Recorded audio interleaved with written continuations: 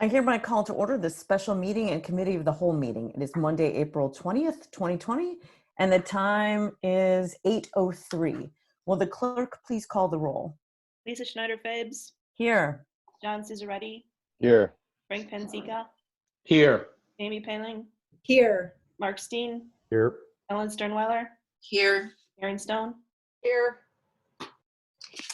I seek a motion to approve the March 9th, 2020 special meeting minutes and the March 9th, 2020 minutes, committee of the whole minutes. I move to approve the March 9th, 2020 special meeting minutes and the March 9th, 2020 committee of the whole minutes. May I have a second? Second. The motion has been made and seconded. Board members, are there any comments, errors, or omissions to the minutes?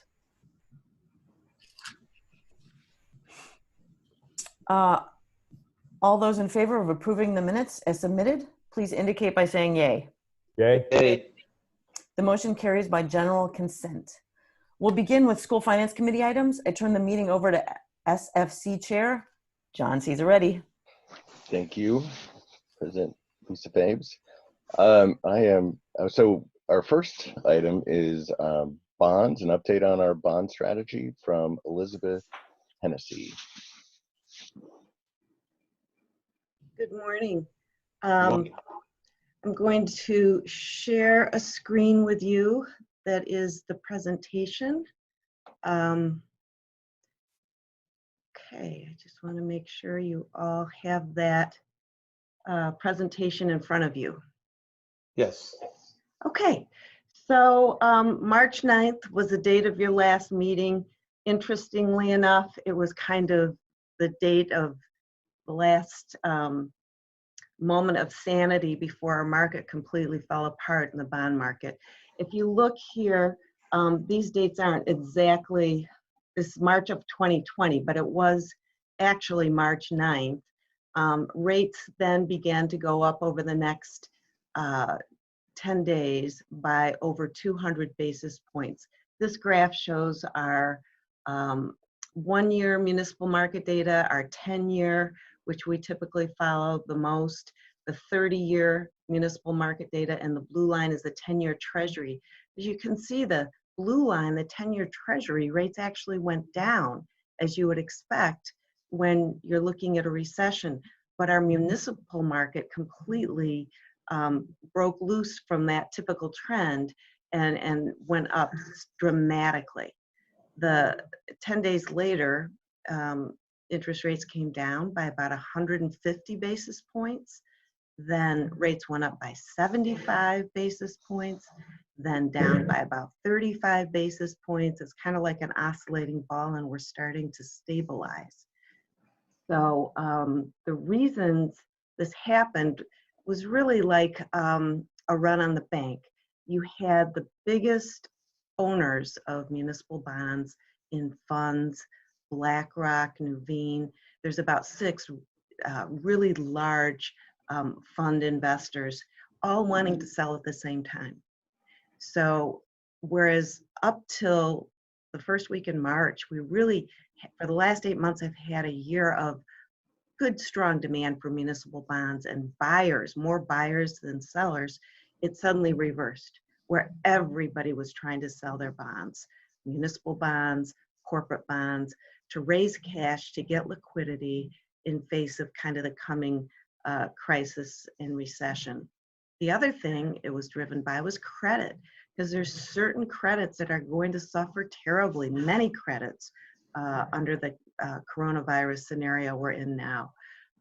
Specifically sales tax bonds, income tax bonds, anything guaranteed by a user fee, like for CTA or Metra, those types of bonds. So luckily, school bonds are really one of the most stable bonds right now in Muniland. In fact, because you're mostly property tax based, we know collections could be down, but school districts, especially highly rated school districts, are now the most popular bonds. Here's the numbers on the next page. You can see we were hitting all-time lows the first week of March. If we look at the 10-year, we were down to 0.96%. and 0.78% on March 9th. That's when, you know, the recessions typically bring low rates. The Fed is cutting rates. The Fed also, their action to step in and try to stabilize the market was very helpful for our recovery, which is kind of over here. But you see how rates went up that 200 basis points, then came back down with lots of ups and downs in between. Here's another graphic that shows it, the where we were on March 9th in the red line, and then where we went to March 16th, March 23rd, and then down to where we are now, around April 8th. So it's been a big roller coaster ride, and during this time, there have been absolutely no issues in Illinois on the competitive market, zero.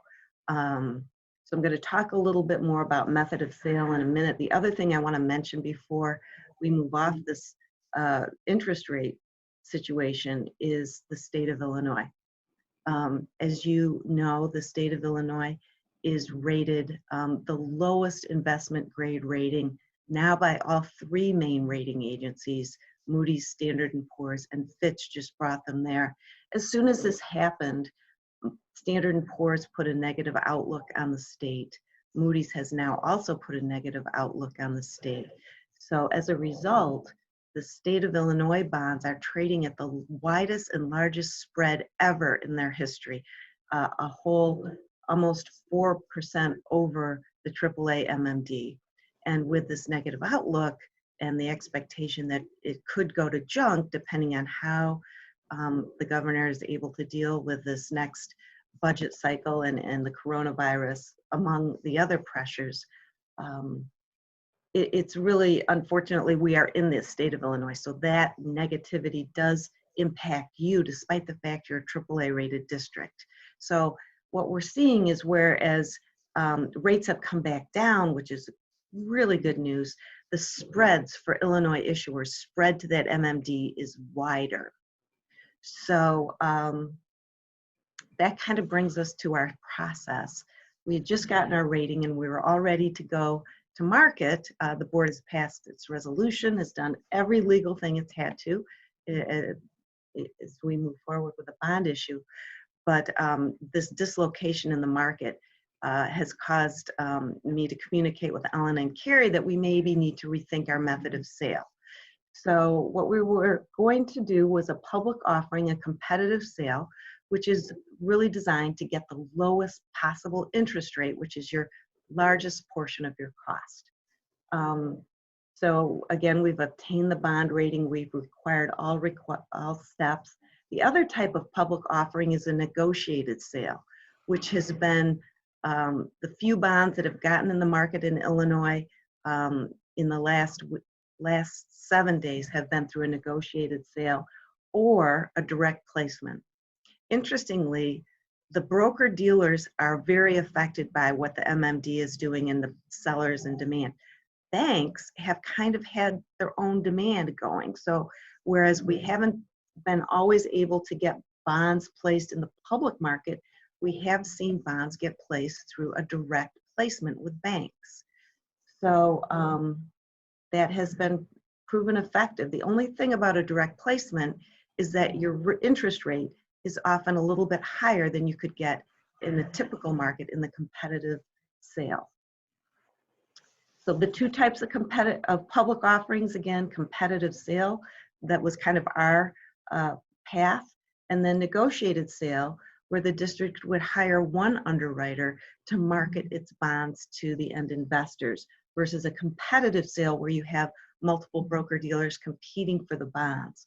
Our fear over these last 2 weeks in a competitive sale is that if you go for a competitive sale, you may only get one bidder or maybe two, and then it's not such a competitive sale.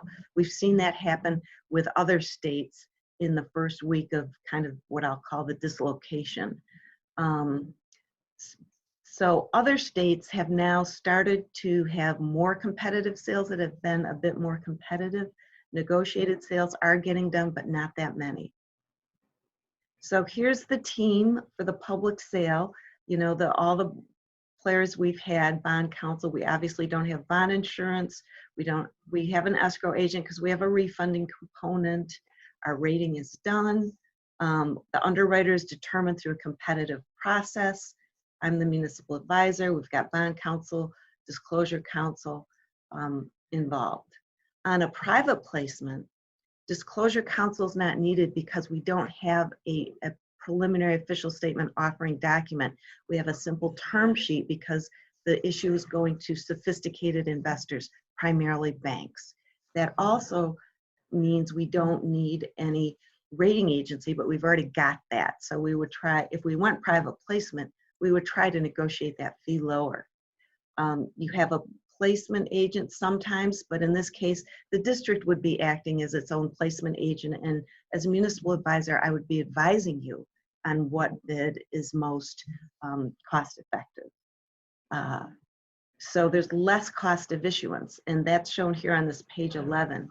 You know, in a competitive sale, our cost of issuance is about $131,000. There is a underwriter's discount, which is built into the interest rate. I'm estimating that in these cases for both a competitive and negotiated sale. Then on a negotiated sale, it's really pretty much the same, except you have to go through RFP to hire an underwriter, and then you negotiate directly with an underwriter on what that underwriting discount is going to be. And then in a private placement, you don't have an underwriter at all. You just place directly with the end investor, the bank in this case. And our disclosure counsel goes away. We have to pay them something because they've already put the official statement together. Our MA fee goes down. We negotiate with the rating agencies to get their fee down. So the fees are less in a direct placement. But again, the biggest part of your cost is the interest rate. So in a direct placement, it may be a bit higher than in a competitive sale. So if we talked last Wednesday, I would have recommended a private placement. At this point, I ask your patience to let us get through this week. Private placements are going on. However, now banks are super busy with a PPP and all the applications that small businesses are putting through to get funding from the federal government. There are a few competitive sales from Illinois that are going to be priced this week. So I would like to watch those competitive sales and see how many bidders they get and see if that's still a viable option. And then I would be prepared by the Thursday of this week to make a final recommendation. At that point, we would either mail out the preliminary official statement, which is all ready to go, or we would distribute a term sheet, private placement memorandum. So just the advantages to these approaches: on a private placement, lower cost of issuance. We do get advantage of today's low interest rates. The disadvantage is that we do have an upcoming large supply of bond issues because everything, the spigot has been turned off for the last 2 to 3 weeks. The disadvantage is that in a private placement, you may have a bit higher interest rate given your AAA rating. And the disadvantage is that the bond market may stabilize by waiting a little bit for a competitive sale. And again, just based on where we are now, the end of last week, we saw there are several competitive sales coming in Illinois, like 2. I want to see how they do, see how many bidders they get, and hold off the final recommendation. As you know, the money that we're generating, the $5 million under this scenario, is to pay yourself back. So it's not like you need this money to move forward with projects this summer. This is a reimbursement for money you've already spent on your capital projects. So I've been doing a lot of talking. I will stop now and take your questions. Yeah, my question, I'm gonna need probably Ellen and Carrie's input. So my question is, what about how does this timeline of the bonds work with our budget timeline? Like, how much time do we have to push this back and still remain true to our budgeting year to year? So I think can you hear me? Yeah. Okay. So yeah, I mean, I think we had looked at it if we were closing in May as opposed to March, and wasn't an issue for that. Like Elizabeth said, we are reimbursing basically our construction costs, but we'll have that money, and we have a lot of costs in the budget for next year, for this summer, and then possibly going into next spring and early summer next year as well. So, waiting a month or two, I don't think is a problem. So Ellen, when does it become a problem? Off the top of my head, I don't know. I'd have to take a look at it. I guess, are you thinking about not doing it over the next couple months? Yeah, I wanted to get a sense of how flexible we are. I think there's a lot of unknowns right now with regards to the COVID-19 and state revenue and property taxes if they're delayed. So it would need some more analysis and a lot of factors that are, again, given that the closure just was announced on Friday, that we haven't fully vetted out what that's going to mean, financially. Okay.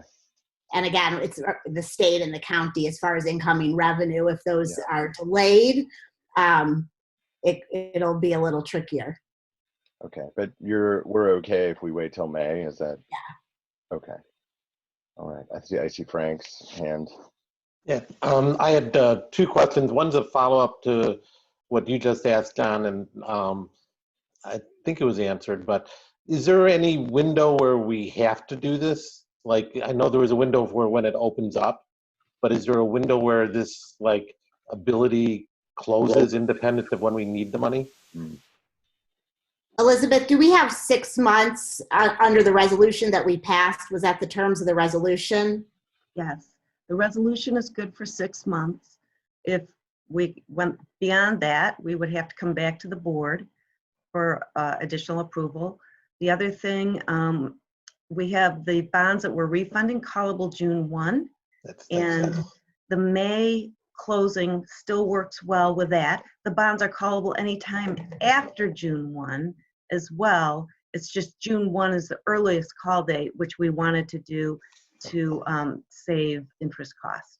Sure. Yeah, that actually was the point of the question. I think that it sounds like we can go after June 1. It's not like we had to be done by June 1 or something like that. That's correct. Okay, so that's good. The second is just to put a little bit of numerical understanding on this. It says the interest rates may be higher, multiplied by 5 million. About what does that mean in dollars? Like, is it, $10,000 a year more or $110,000 a year more? It's really hard to say.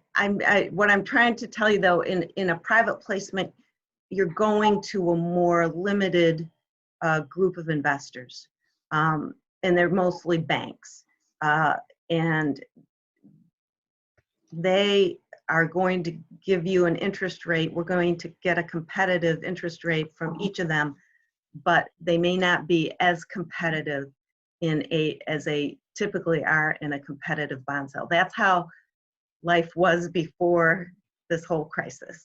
There's lots of things different. It could be the same. So I'll give you just a little example. That first or second week of this crisis, I had a AA+ Illinois deal that did need their money to start their projects and going to bid. And we had to get it done, and we could not get it done in the public markets because, investors were there's no buyers, none at all. So, but we did end up going to the banks, and we got a very competitive rate from a local bank, one of our big banks. So that was very surprising to me, and I was thrilled for that issuer that we could get that done where we could not get it done in the public market. This week, there's been a couple negotiated sales, and a couple more competitive sales are scheduled, first time for Illinois. So if those go great and we see the competitive market back to where it was, I would lean towards staying on track with our competitive sale. But, right now, the good news is, and I can't really give you numbers, Frank, but the good news is that because the MMD is back down, we estimate the rate on this around 1.6%. So I think we're back to a fairly competitive rate.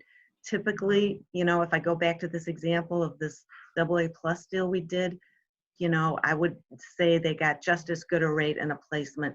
Maybe you see a 10 to 15 basis point difference. I just don't know at this point. But we're not talking about big dollars. It all works within the parameters of the resolution, all within your debt structure and what you're trying to achieve.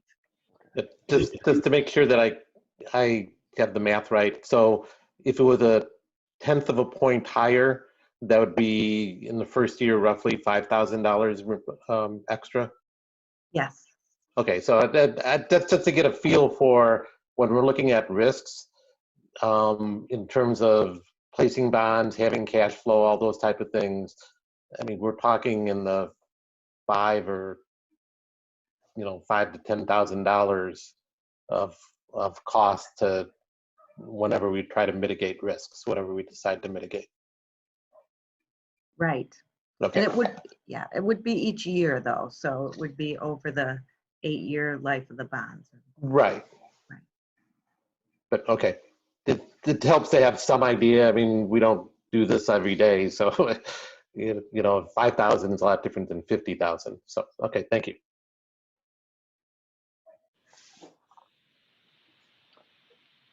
Good. I think, yeah, thank you, Elizabeth. Did you have more you wanted to add? No, I just, the rest of this you've seen before, the rest of this presentation, I'll just go quickly, your capital facility plan. The one thing I wanted to show you is where we are now. Here's the 5 million, here's the 1.6. Here's, we've got a 15 basis point cushion in here for the 2020 issue. It's got room and for the 4 million we're looking at in 2025. I know that's quite a ways down the road. Just everything is pretty much the same as it is. So that was the last thing I wanted to show you. The rest of the presentation you've seen before. Hey, so Ellen and Carrie, do you feel like you have the authorization to go ahead, or would you like us to talk about this some more? I think this was meant to update you, and we feel comfortable moving forward unless provided other direction. Okay. Hold on, I'm looking for hands here. I think we're good. Looks Great. good. Yeah, please. Thank you. Thank you so much, Elizabeth. Thank you. Excellent. Thank you, presentation. Elizabeth. Be well. Thank you, you too. All right. Then I think I'm going to turn this meeting again over to our excellent business manager, Ellen Crispino, who we're going to miss terribly. She leaves us eventually. All right, so the first item that I wanted to talk about was the capital projects and spending timeline. And this is pretty similar to last time we saw it. It's got the color codings on it that we discussed, and I think you saw briefly a meeting or two ago, where we've got the green projects on the spreadsheet are the ones that have been approved. Yellow is architectural design is approved, and the peachish, orangish color is ones that are in the planning process. Basically, the fiscal year 20 budget is the first column on here. There are a couple of tweaks at the bottom, just getting the spreadsheet to where we think we would be in this fund at the end of the year. Again, we had budgeted for $4 million, but are going out, planning to go out for $5 million of bonds, which would put an additional $1 million in the balance. And then there's another $655,000 of additional costs just due to some savings on current construction programs, as well as some timing and some shifting between fiscal years. So I just kind of updated that at the bottom, and then the fiscal year 21 represents what's in the tentative budget that we're going to be looking at as the next item on the agenda. The fiscal year 21 column, again, has been updated to reflect known construction costs based on the actual bids that we've gone out for already, which include the High Crest Phase 3, as well as the health, life, safety items and the central renovation, and includes the savings from the unused contingency of around $196,000 combined for the Harper and High Crest Learning Commons, the phase 2 of the High Crest project. So at this point, we are well positioned, given this information, to continue the project as planned. And so I just wanted to lay this out because there is a significant cost for fiscal year 21 that's assumed in the budget model that we're going to go through with all these costs. So I guess I will pause there and see if there are any questions on that sheet.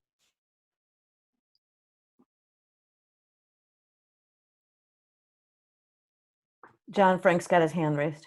Oh, sorry, Frank. Oh, you're on mute. Frank, you're on mute.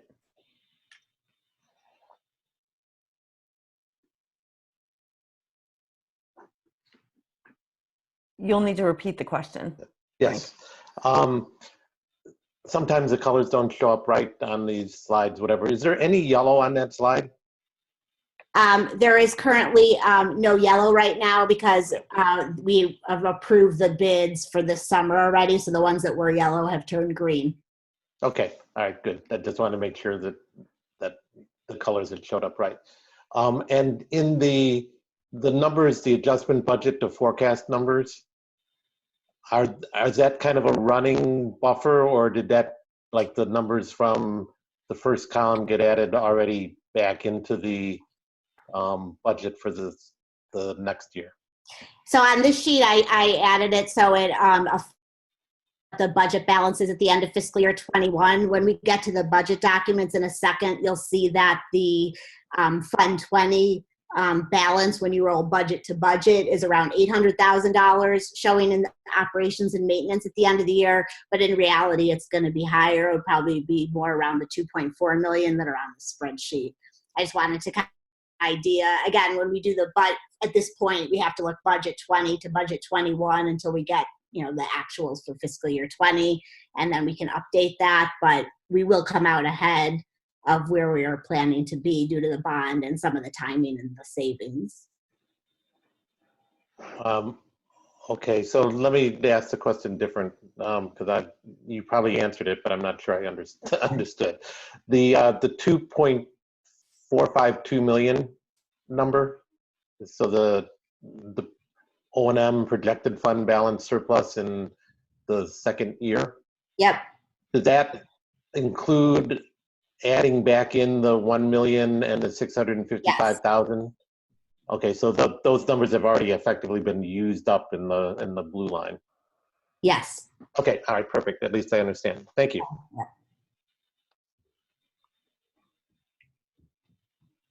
Anybody else? Okay, I had a question. So on the orange planning process stuff, is that all approved, or I've frankly forgotten?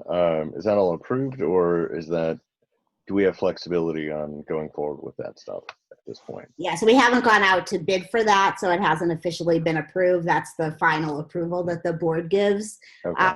Yeah, and we are planning for those given the expansion of the kindergarten enrichment program. Yeah. So when would a final approval be sought for those items? So we need to start revisiting. It's been a while since we looked at what the designs would look like. So we were going to start taking a look at that internally in May sometime, just the architectural planning process, but the actual approval for bid wouldn't be sometime until next fiscal year. Oh, all right. And I think originally we had talked about starting doing a little bit of a different construction timeline and starting in March, which means the approval would be a little earlier than we typically have for a summer project. Okay.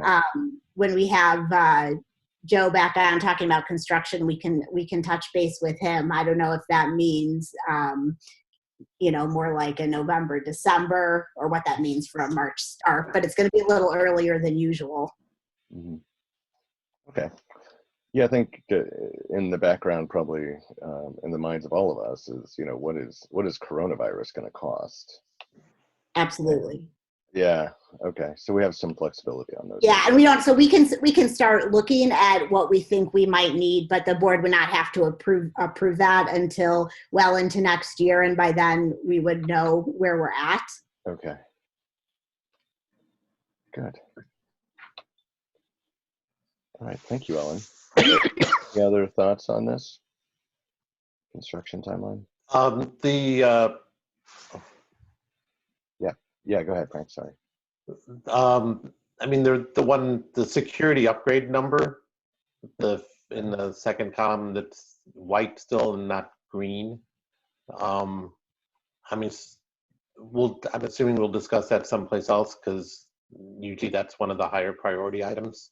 Yeah, and I will say at this point, given the district's focus on all the e-learning and COVID-19, we have a little more work to do maybe typically than in April to nail down some of the details because the administrators have really had to focus on rolling out the e-learning. So to be honest, that is in there as a placeholder right now for some different items. And I think when we have the committee of the whole next month in May, we'll talk through the detail of the security as well as the school-based capital projects and health, life, safety. We just don't have all the detail at this point, but I think next month at the committee of the whole, we would be able to discuss that in more detail. Okay, thank you. All right, looks like we're ready to move on to the next item, which is budget review. Okay, so hold on here, got out my papers. So you have a draft of the fiscal year 21 budget for all funds. And again, this is the first view of the tentative budget. Then typically we come back with a little more detailed budget in May, where you would approve the tentative budget, and then the final budget the district would approve in August. So I want to walk through some of the key assumptions. Again, things are all moving a lot now. Like I said, this was prepared before Friday when the decision was made that we were going to be in e-learning for the rest of the school year. There is also a lot of unknowns with regards to state payments for evidence-based funding, with regards to timing of property tax payments. I know some counties were talking about pushing out their June payment dates, and it sounded like originally Cook County was on schedule. I've heard some, maybe Cook County could potentially get delayed a little bit, but it's just too early to know right now what the impact of that is going to be. And so this kind of reflects the pre-COVID-19 budget. And over the next couple months, as we're getting more information, I'll be capturing kind of what the impact is going to be as a result of this year and into next year. But just kind of look at it with that as a backdrop and for discussion purposes. So I'm going to kind of start talking through, I guess, if you want me to slow down or stop, just wait so that you can stop me. First, I just wanted to walk through the key assumptions that are included in the budget model, which is the first page of the handout. The property tax revenues, the CPI is 1.9% for levy year 2019 and 2.3% for 2020. At this point, even given the COVID-19, the district's in pretty good shape for this year with property taxes. We've received most of our levy budgeted for this year since our spring payments typically come in by the end of March. So at this point, we're only $200,000 under our budget, and we're still getting property tax money in. So I don't think there will be an impact on this year. It seems like great CPI for this year. So thinking future years, CPI, could potentially be low, but it's not going to affect where we're at right now. It would be more of a longer term item. Also, the Cook County assessor has talked about reassessing all properties due to COVID-19.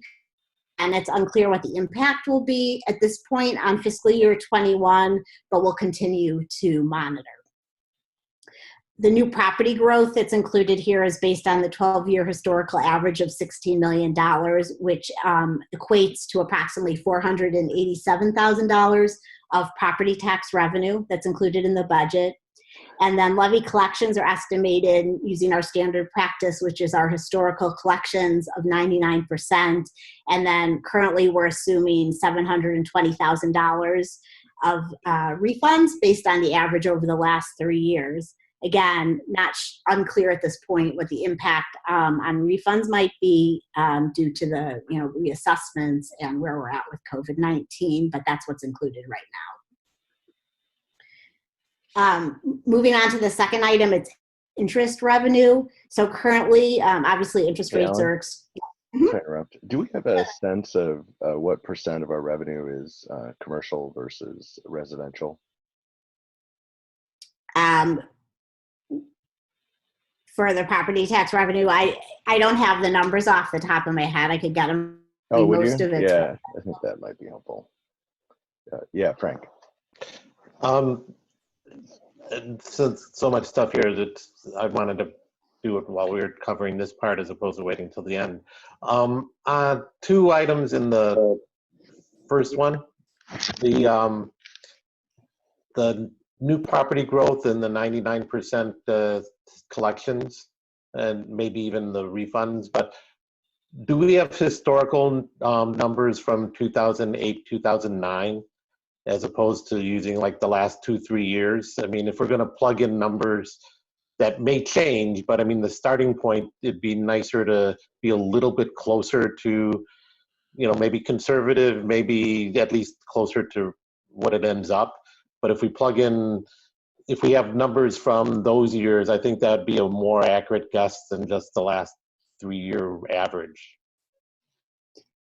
Yeah, I can go back and take a look at that. Like I said, I think given where we're at, there's a lot of different items that I need to go back and take a look at. And May is pretty early for the committee of the whole to do the budget, so we can pull together what information we have for that meeting. I think there may be a few more adjustments than usual for the August budget when we go to do the final budget, just due to the timing and stuff hasn't been decided yet. But we can certainly take a look at the refunds when we present the tentative budget for May, and we can increase those and see what those rates look like back then. Yeah, it does, if we're plugging in numbers and you're trying to get a baseline, that's probably a more accurate baseline to where we're going to end up in the next couple of years. Okay. Thank you. Yep.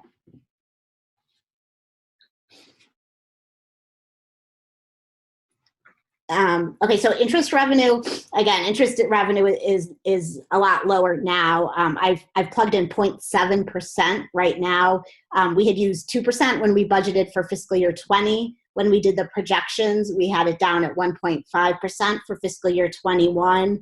And again, I talked to a representative at PMA who helps with our investments. I talked to Elizabeth Hennessy, and I talked to a couple other districts, and everybody was kind of recommending using a 0.75%. And so that's what I went with. I mean, it's safe to assume it's going to be significantly down from this year. So that was the best I could do there at this point.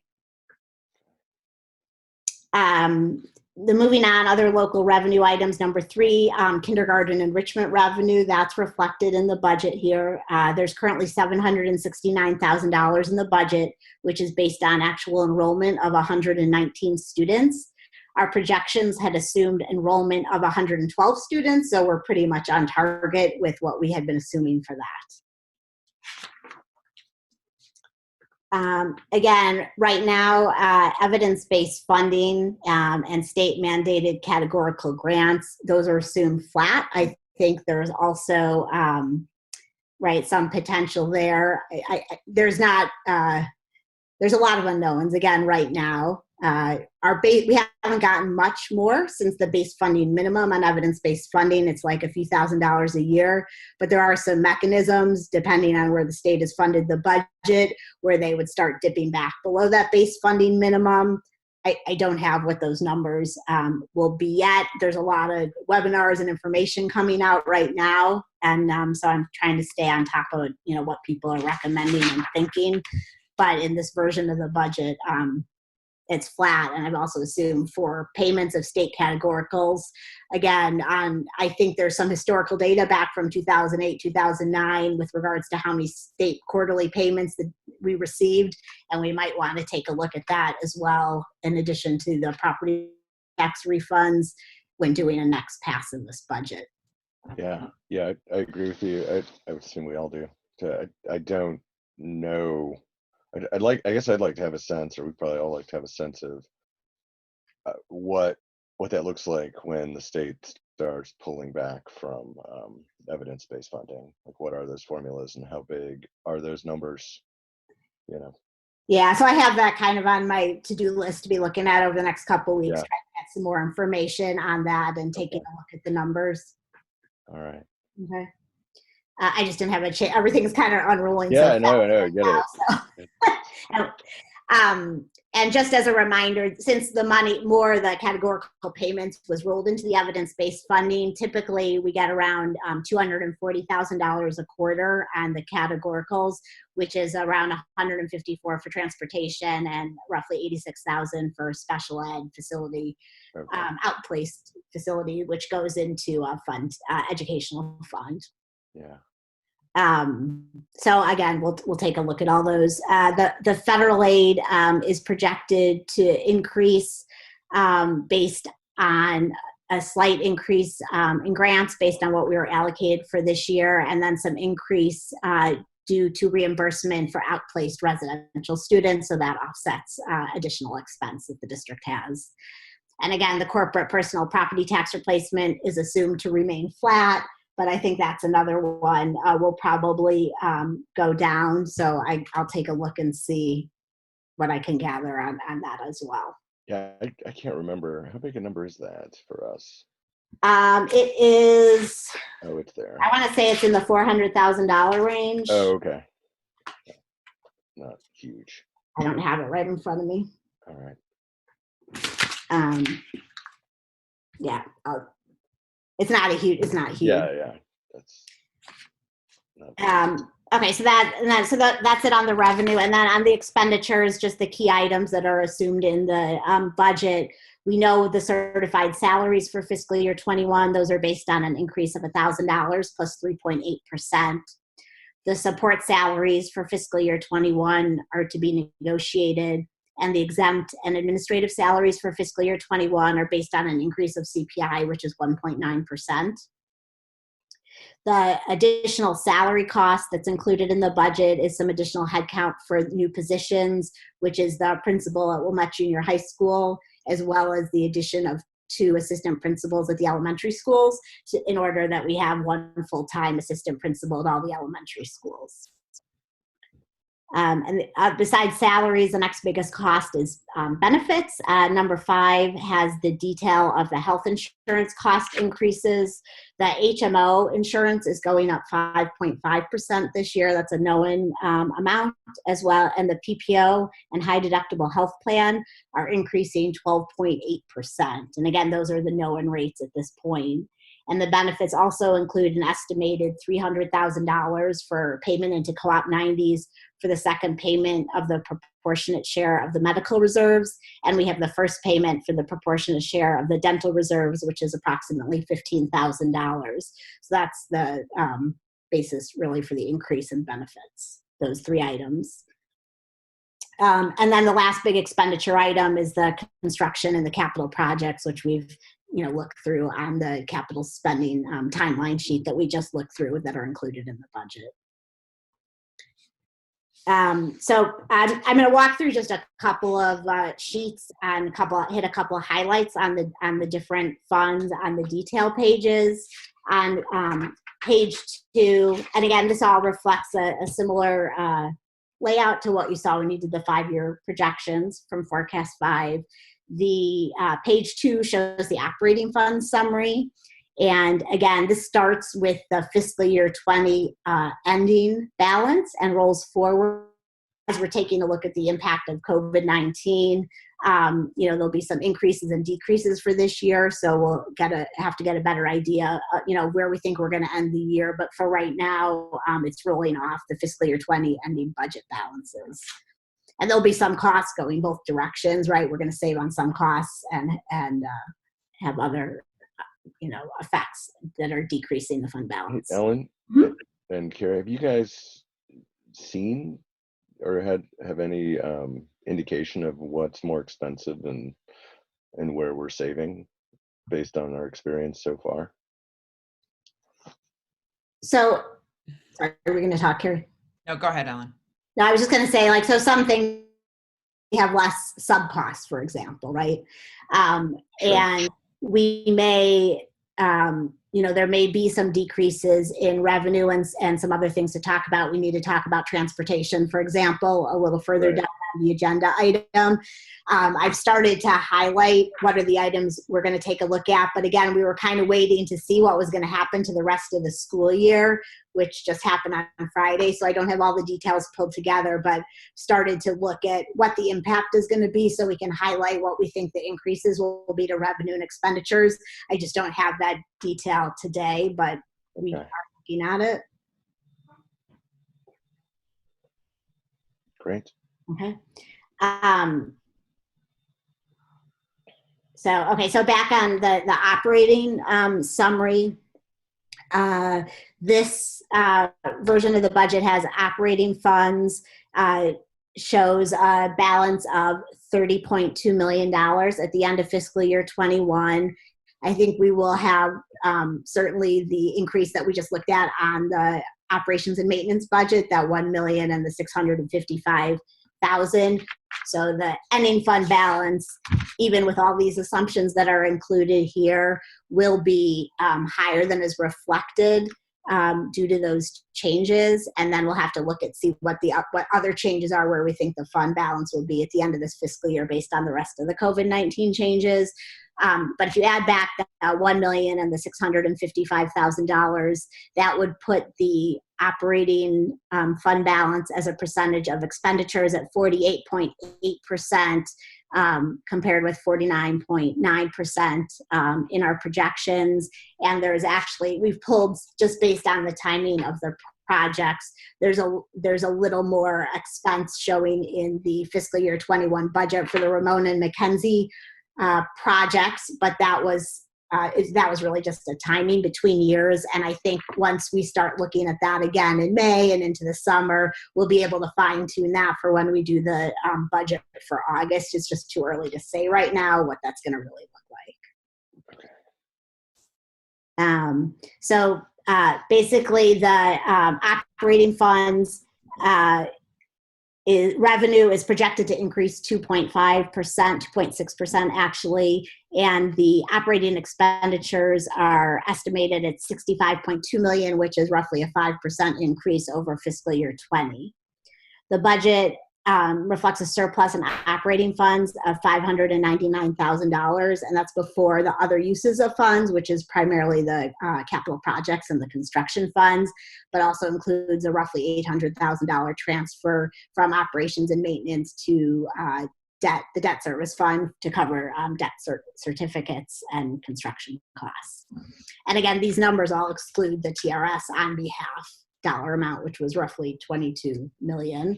And again, that's kind of another unknown, will TRS cost shift? Again, we don't have anything in here, but again, we bumped up our minimum fund balance right last year from the 30% to 40% to cover unknowns. If you look at page 5, that has a summary of the educational fund. I'll just point out a couple things there since that is our biggest fund. And contributes for the basic instruction of students and day-to-day educational activities. The levy revenue is increasing around $998,000 in the ed fund. The local revenues all reflect the fees as approved by the board. The impact of the interest revenue going down to the 0.7% is a decrease of about $465,000. That's reflected in the education fund.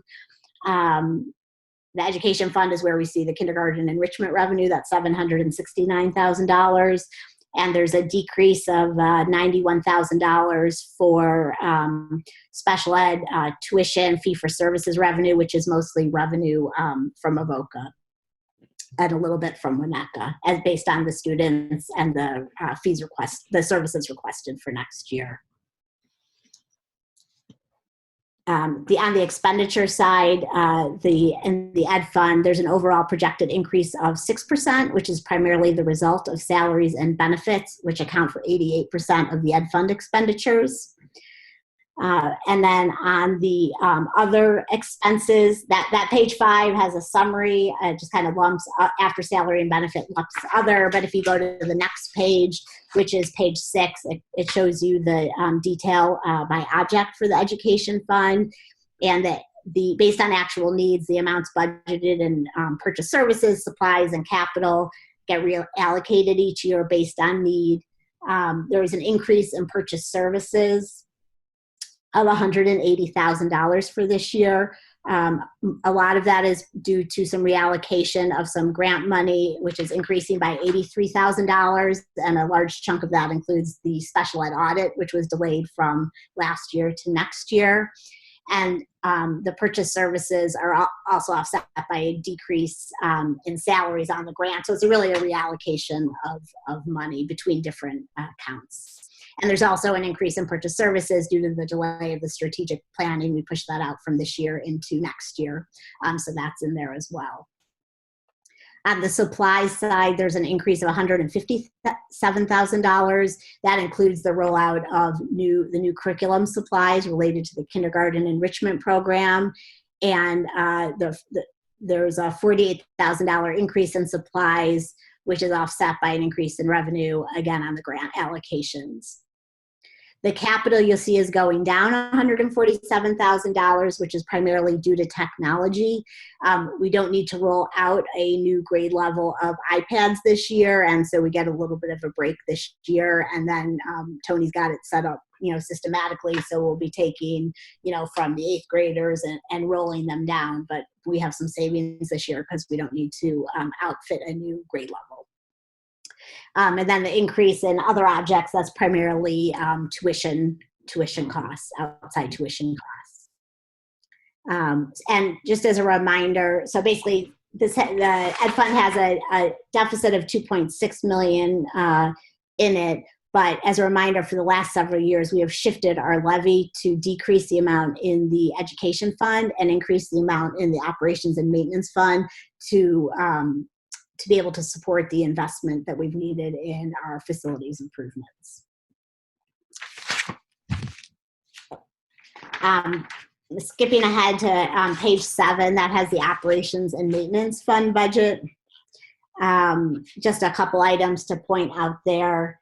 The purchase services are expected to decrease by $236,000. Most of that is due to architect and construction management fees.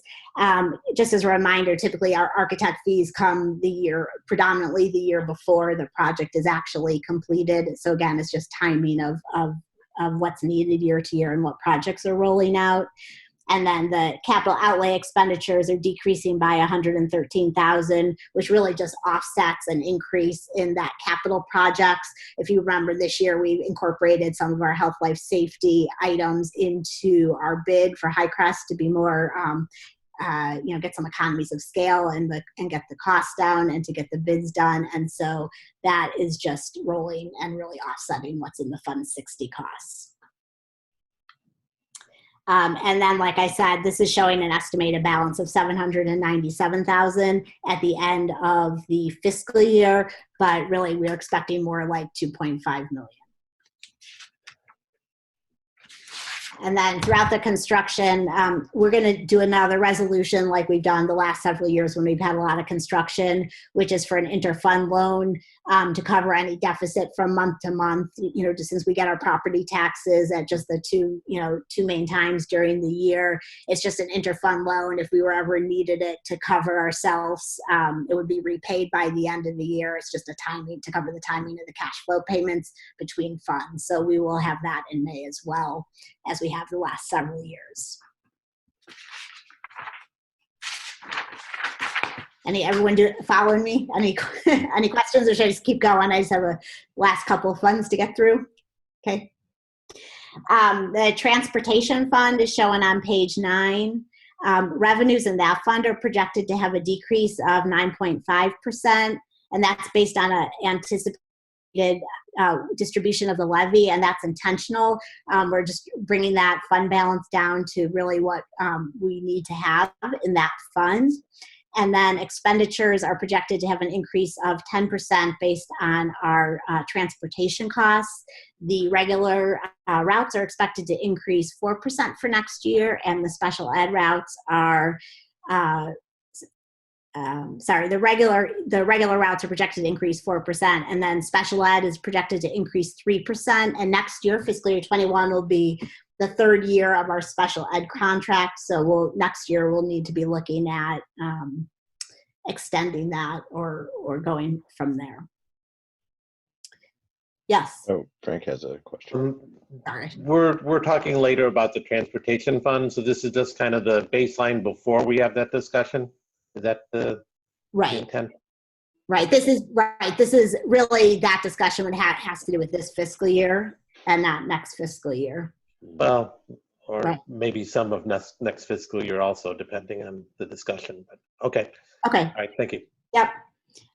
So basically, the ending balance in the transportation fund at the end of fiscal year 21 is projected at just under 1.3 million. Page 11 has the municipal retirement fund and social security fund. That has social security, Medicare, and IMRF.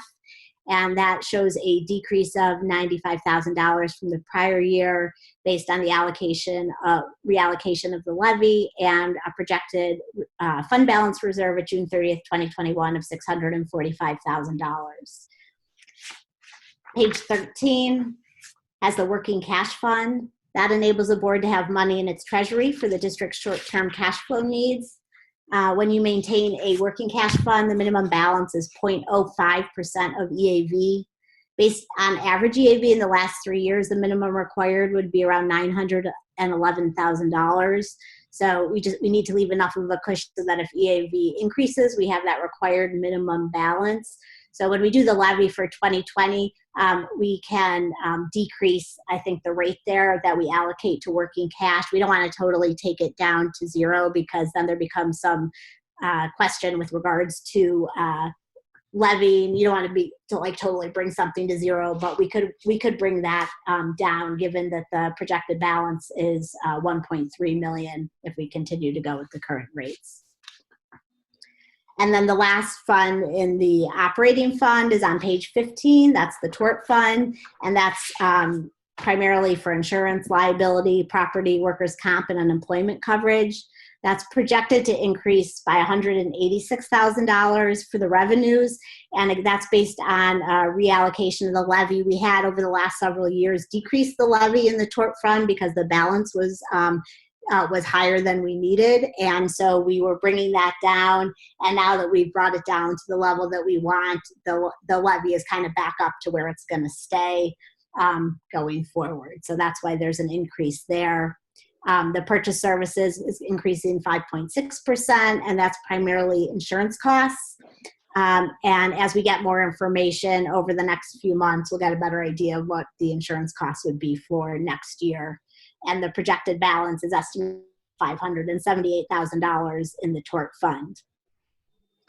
And then those are the operating funds. Just quickly on the non-operating funds, page 20 has the debt service fund. There we just revenues are based on our levy to cover actual debt service payments.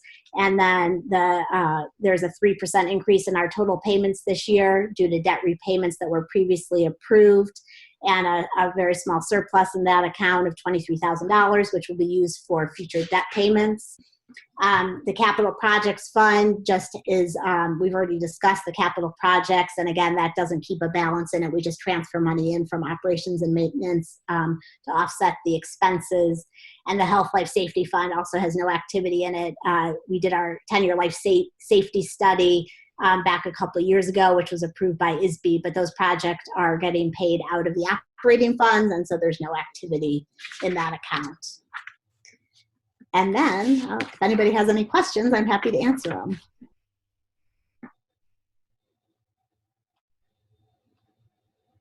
Yeah, go Mark. I think this is, this is a great job of a normal fiscal year budgeting process, and we all recognize that it probably won't be a normal fiscal year. So, but thank you. That's a good start. I guess my request is that as we go through and you do the work on the, so what the impact of COVID is and et cetera, that we come up with at least one really clear downside scenario so that we can understand what the sensitivities are. So for instance, things could happen, like people could say, you know what, I'm not going to be able to, I'm just making this up. I have no idea what will happen, right? But if you imagine people change their mind on kindergarten enrichment because they say, you know, I think that they won't be able to go to the school anyway. You know, what does that do to our finances? Also, I have a belief that CPI, I think we all probably have a belief that CPI is going down a lot. And so I can't remember, CPI for 2020, does that affect the second half of the 2020, 2021 school year? So we already know the CPI for 2020, Oh, 2.3%. So really the decrease in the CPI for this year is going to affect the following year. so it will not affect the budget that we're talking about right now. Right. Right. Okay, good. But, you know, you can also imagine, obviously, you know, things about property tax collections and whatnot. So if you could just make it really clear what some negative scenarios are, and then I think we will probably wind up having a conversation about, you know, what expenses we might be able to avoid and how we prioritize those. Oh, go Lisa.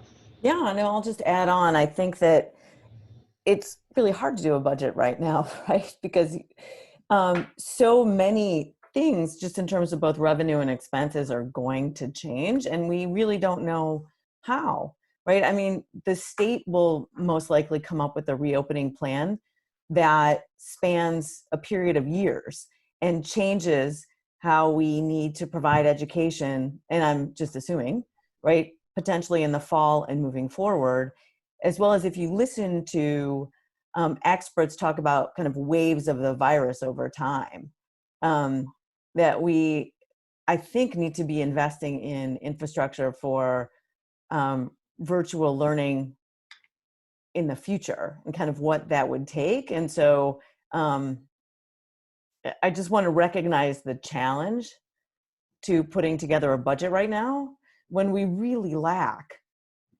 key pieces of information that will inform the budget and our planning for the district overall. So I completely agree with you, Lisa, and I'm wondering, what do you think what do you think the implication of that is for our process, other than that we all have to look at these numbers with an eye that says, yeah, but we know that a lot of this could change and we don't know how it will change.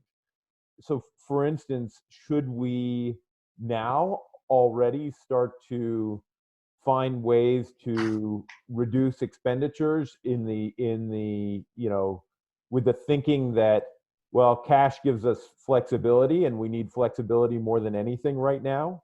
Or should we just simply say, okay, let's start mapping out what the negatives could be with an eye towards changing things in the future? You know, what should we do given that uncertainty that I totally agree with?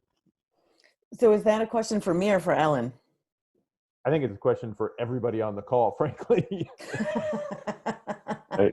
I would add, if you don't mind.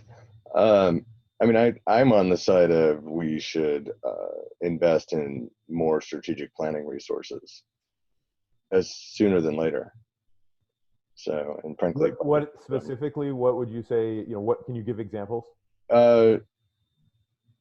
Yeah, I would think playing out scenarios would be helpful earlier than later, and given how long it takes to, you know, engage with service providers and interview them and you know, otherwise get them moving, I think it would make some sense to start going down that road of we're going to need some strategic planning assistance to think through what our options are going forward. Yes, Carrie.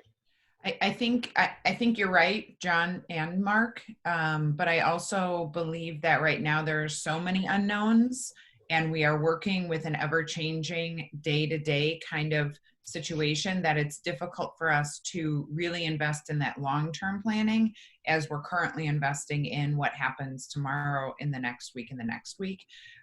So I think we do need to start thinking ahead And Ellen is starting to plan that out within the budget, but we also need to recognize that there's so much unknown that if we're going to invest in a 1 year or 2 year plan out, we need to recognize that there is so much changing moment to moment and day to day that it's really hard to predict where that will be. So I think at this point we do need to build in, as Mark suggested, some possible downside scenarios. If this were to happen, this is how it would impact the budget. In particular, CPI we know probably is going to be impacted, and that is a significant revenue stream. It dictates what our revenues will be, not next year, but the year after. So we do have some opportunity to make adjustments moving forward, but we also need to plan for that slow rollout that Lisa is describing. Again, not knowing for sure what the fall will look like yet. Hopefully over the next couple of weeks, we'll have a better picture of that. And so by May and certainly June, we'll be able to describe what we think the start of school may look like, or at least a couple of options. Yeah, go, Frank. I think Ellen was next. Thank you, Frank. I apologize for my dogs. I can't do anything about that in the background.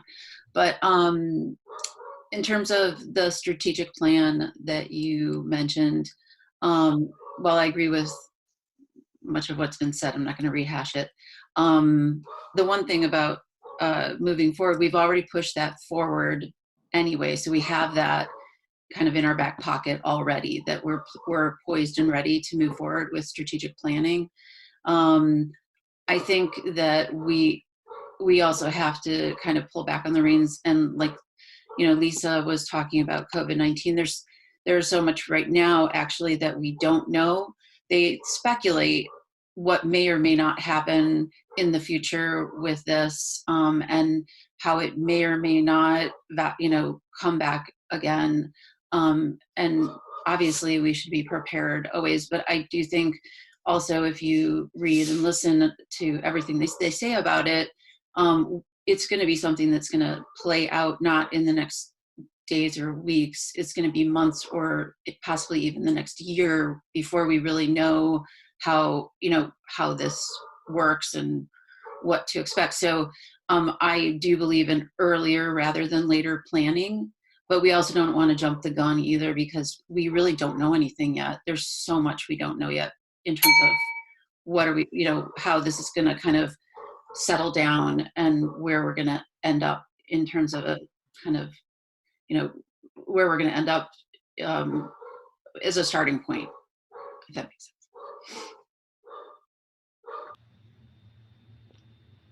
Yes, Frank. Mostly I wanted to just kind of reinforce or support Mark's point of having a worst case scenario. But I think the second part of that is, I think our baseline scenario needs to be a recession. I mean, we don't know what's going to happen with COVID. We don't know if there's going to be different rules for spacing and, you know, all sorts of things I couldn't even enumerate because we don't know. But we do know that we're going to have a recession, hopefully short, but it's a recession, and we have history of what happens in a recession. 2008, 9, 10, I don't know which years it, you know, hits in an educational standpoint. But I mean, I think that's the baseline, that's the financial baseline, and then there's a COVID adder on top of that potentially. So as much as we can baseline based on a recession year or going into a recession, I mean, we do have history for that, and it's not going to be based on, you know, new health issues. But I think, just to clarify, Frank, I'm sorry, but I was not disagreeing with that in the least. There's two pieces to it though. There was the financial piece and the strategic planning, and they overlap certainly, obviously. But I agree, there's certain, you know, you even went through them in the key assumptions, you know, changes to the key assumptions, and I think, you know, you all covered that well. So I agree with you. But I was just looking in terms of something that Lisa Yeah. said. I wanted to address that. Yeah, I wasn't disagreeing with what you had said, Ellen. I was adding on to the baseline. That's all. Yeah, let me maybe, oh, sorry, Mark, for preempting strategic discussion.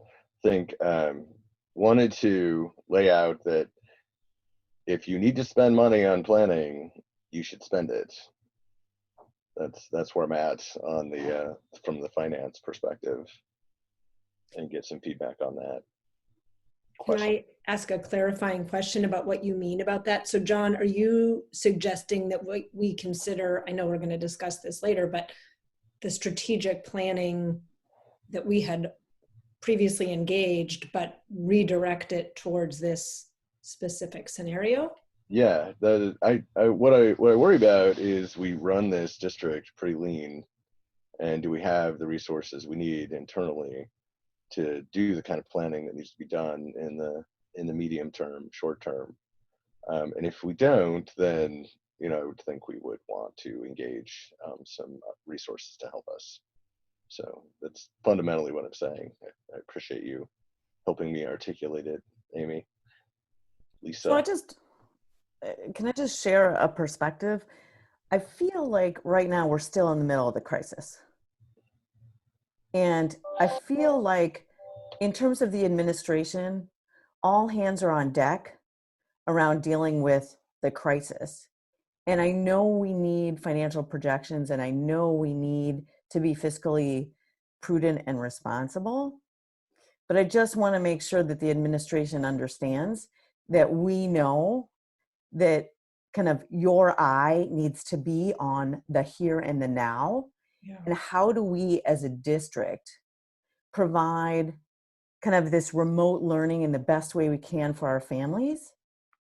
And that we know that you have a track record of being able to model and plan, and that we have enough of a runway to where at least for the next month, you can still focus on crisis response. I mean, and I don't want to speak for the board, but is that kind of where we're at as a group? Because I feel like there's a lot of discussion and anxiety around the money, but at the end of the day, we're lacking huge pieces of information to inform our scenario planning, and there's immediate needs day to day. Yeah, well said, Lisa. Go ahead, Mark. Yeah, I think that's accurate. So I think what I'm hearing us say is that we know there are enough unknowns out there so that the process is an extraordinary process. Ellen is going through the process anyway, and Ellen will spend a lot of her time thinking about, okay, what does this mean financially? Other administration members are working to keep us operating and actually educating students to the best of our ability and delivering e-learning to the best of our ability through the end of the school year. And we don't need to, I think what I'm hearing is we don't need to be taking a lot of other administrative time away from that operation to do financial scenario or strategic planning. That's what I tried to say. Thank you, Mark. Is that what I'm hearing? So for our team, that's really helpful direction, because right now that is where our focus needs to be. And we do know that the impact financially will be lagging. And so we need to build out those scenarios. But for the next month or so, we really do need to focus our educational expertise on remote learning and making that the best possible experience for our students under the circumstances. Ellen will continue to focus her efforts on building out not only next year's budget, but also some of those scenarios and assumptions moving forward. So thank you for that direction. But I think I do hear John here saying one other thing, which is, that said, there's going to be a lot of need for, when the time comes, there's going to be a lot of need for making sure that we are thinking through all of the strategic implications from financial to operational to long-term. Mm-hmm. And we should not be afraid to plan appropriately. And, at least John's voice, if I'm hearing you correctly, John, is for, that he is willing to spend resources to get external help to do that. John, did I reflect that reasonably well? Yep. That's what I'm saying. Okay. I guess I would add one thing to that, which is, Ellen, as you go through and do the financial practice, and this is specifically for Ellen because we're sticking, for this narrow point, the financial, I do hope that we will also think about, I know we don't have a lot of places we can change our expenses, but I think that it is a reasonable thing to assume that we will have to get as tight as we possibly can on expenses over the next couple of years. And, it's never too soon to start thinking through that. Although we may want to delay action until we know a lot more. Thanks. Yeah, Frank. Yeah, just to follow on. Again, historically, we've taken advantage of the fact that we have a very informed and involved community. So if we're looking for, resources, I know during, the past recession and looking at when we were doing the referendum, which hopefully isn't the word we use in this context, but there were a lot of community resources that actually have as much, or in some cases more, knowledge than an outside consulting firm. And we should make sure we tap into that at the same time or instead of going outside. And as a small little side to that, we do have the CRC. And, when we're looking at options for next year and talking with them, it may be obvious to them too, but if there's something we need in terms of longer term planning for the post-COVID world or the COVID world, we might want to start talking to them ahead of time about how they might be of help also. But bringing in community resources, I think, like you said, sooner is always better than later. That's helpful. All right. I'm going to declare an end to this discussion. Should we move on to the transportation contract amendment? Oh, Ellen, unless you want to preempt me, do you have anything else you wanted to say? About the budget or about the transportation? Yeah, about the budget. No, so I think basically though, for the board meeting next week, I will be presenting basically this version because I don't have enough time to redo it, but I'll plan on bringing more information back to the May committee as a whole. Okay. All right. So the transportation contract amendment, as you all likely recall, we wanted to make sure we had our bus drivers and that we took care of them through this period. And I believe the administration has made an agreement or has proposals on how to do that. I think I turn this over to Carrie. And I'm going to turn it right over to Ellen, who has go. worked diligently with our transportation company to explore not only the cost, but also the options. And again, I will highlight and emphasize the fact that Friday's announcement may cause some change in this because when we are working toward maintaining drivers through the end of the school year and their availability, that looks a little bit different than when we learn late Friday afternoon that school is officially canceled through the end of the school year. So we do want to continue to proceed as directed by the board in making sure that our drivers are paid and their benefits continue to be paid as well. But there's some nuances here that Ellen will talk through now and likely will come back and readdress at the board meeting. Ellen? Thank you, Carrie. Yeah, and just to point out there, in order to pay North Shore Transit for any costs for when they're not running the buses, we need to do a contract amendment and bring that to the board for approval. The way the current contract reads, we're not required to pay the bus company when they don't run. But like Carrie said, we have an interest in making sure that we keep our drivers. Again, things have kind of changed a little bit as of Friday afternoon. Basically, though, just to give you a little bit of history, North Shore Transit reached out to all the districts, asking districts to pay, this was last month, asking them to pay 80% of the regular route costs, which basically excluded their profit and some variable costs.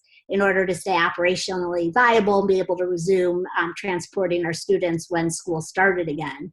As you know, we had a bus driver shortage kind of going into all this. It's hard for them to retain bus drivers. And when they lose bus drivers, it takes some time to replace them because there's 5 weeks of training and special licensing and permits. So that's kind of the backdrop of where we're at. So we put together a spreadsheet which shows kind of the 100% route cost, North Shore Transit's request, which was the 80% route cost, and then a 60% cost, again, which was kind of where we were recommending prior to Friday's announcement. The 60% cost reflects the salaries and benefits, though mostly salaries, of the bus driver and North Shore Transit's employees. And so basically we pay just under $9,500, $9,479 per day for regular and special ed routes on a regular basis. And then on our regular routes, we don't get very much reimbursement from the state. We get $16 per student for students that are, for students that live over a certain distance away, and if there's safety hazards, et cetera, but it's around just under $7,000 a year, so we don't get very much. The special ed routes, we do get reimbursement from the state, and that lags. Whatever we incur this year, we would be able to get reimbursed for next year. The State Board of Education has said if we do these contract amendments and we're paying the bus drivers for routes that they're running, or for routes, even though they're not running the routes, that we could still submit those costs as part of the reimbursement. Again, the state finances are in question, and so the spreadsheet assumes our current reimbursement rate of this year because it didn't have anything else at that point. But it's given where things have gone in the past and other recessions or whatever, I have a feeling that proration rate could be less. I just don't have a number for that yet. So basically the 60% column shows that the daily, so the top part of the spreadsheet was assuming that we were going back to school, May 1st. The bottom part of the spreadsheet assumed that we were out for the rest of the year. So I guess now we're really talking about the bottom part of the spreadsheet, which is 55 school days. From March, mid-March, when we went to e-learning until the end of the school year. So the daily cost of the routes is $521,000 at 100%. So 60% of that is $312,000. And then if you back out what we estimate to receive from the state, that would be a little under $7,000 for the regular routes and just under $89,000 for the special ed routes, which would be a net cost of $217,000. So if we were to reimburse North Shore Transit at the 60% level, that would also allow for potentially some partial refunds to parents, because there's that piece as well. I think we need to balance the district expenses, what we're paying to North Shore Transit, and the need to have bus drivers, and then also the parents as well. And so like I said, given that in order to get the reimbursement, we would need to do some type of contract amendment. And so we're kind of just looking to get direction from the board on kind of where to go from here.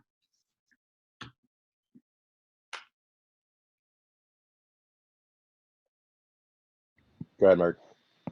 Have we looked in at all to, there are federal dollars available for small businesses to not lay off their workers. How does that affect our transportation provider? Yeah, so the contract that I attached that our attorneys put together for us does require that if they were to get some type of reimbursement, whether it be from insurance or other grant funding, that we would get that money back from them. So there are protections in the contract amendment to protect the district and make sure we're not paying money to North Shore Transit when they're getting money from other sources.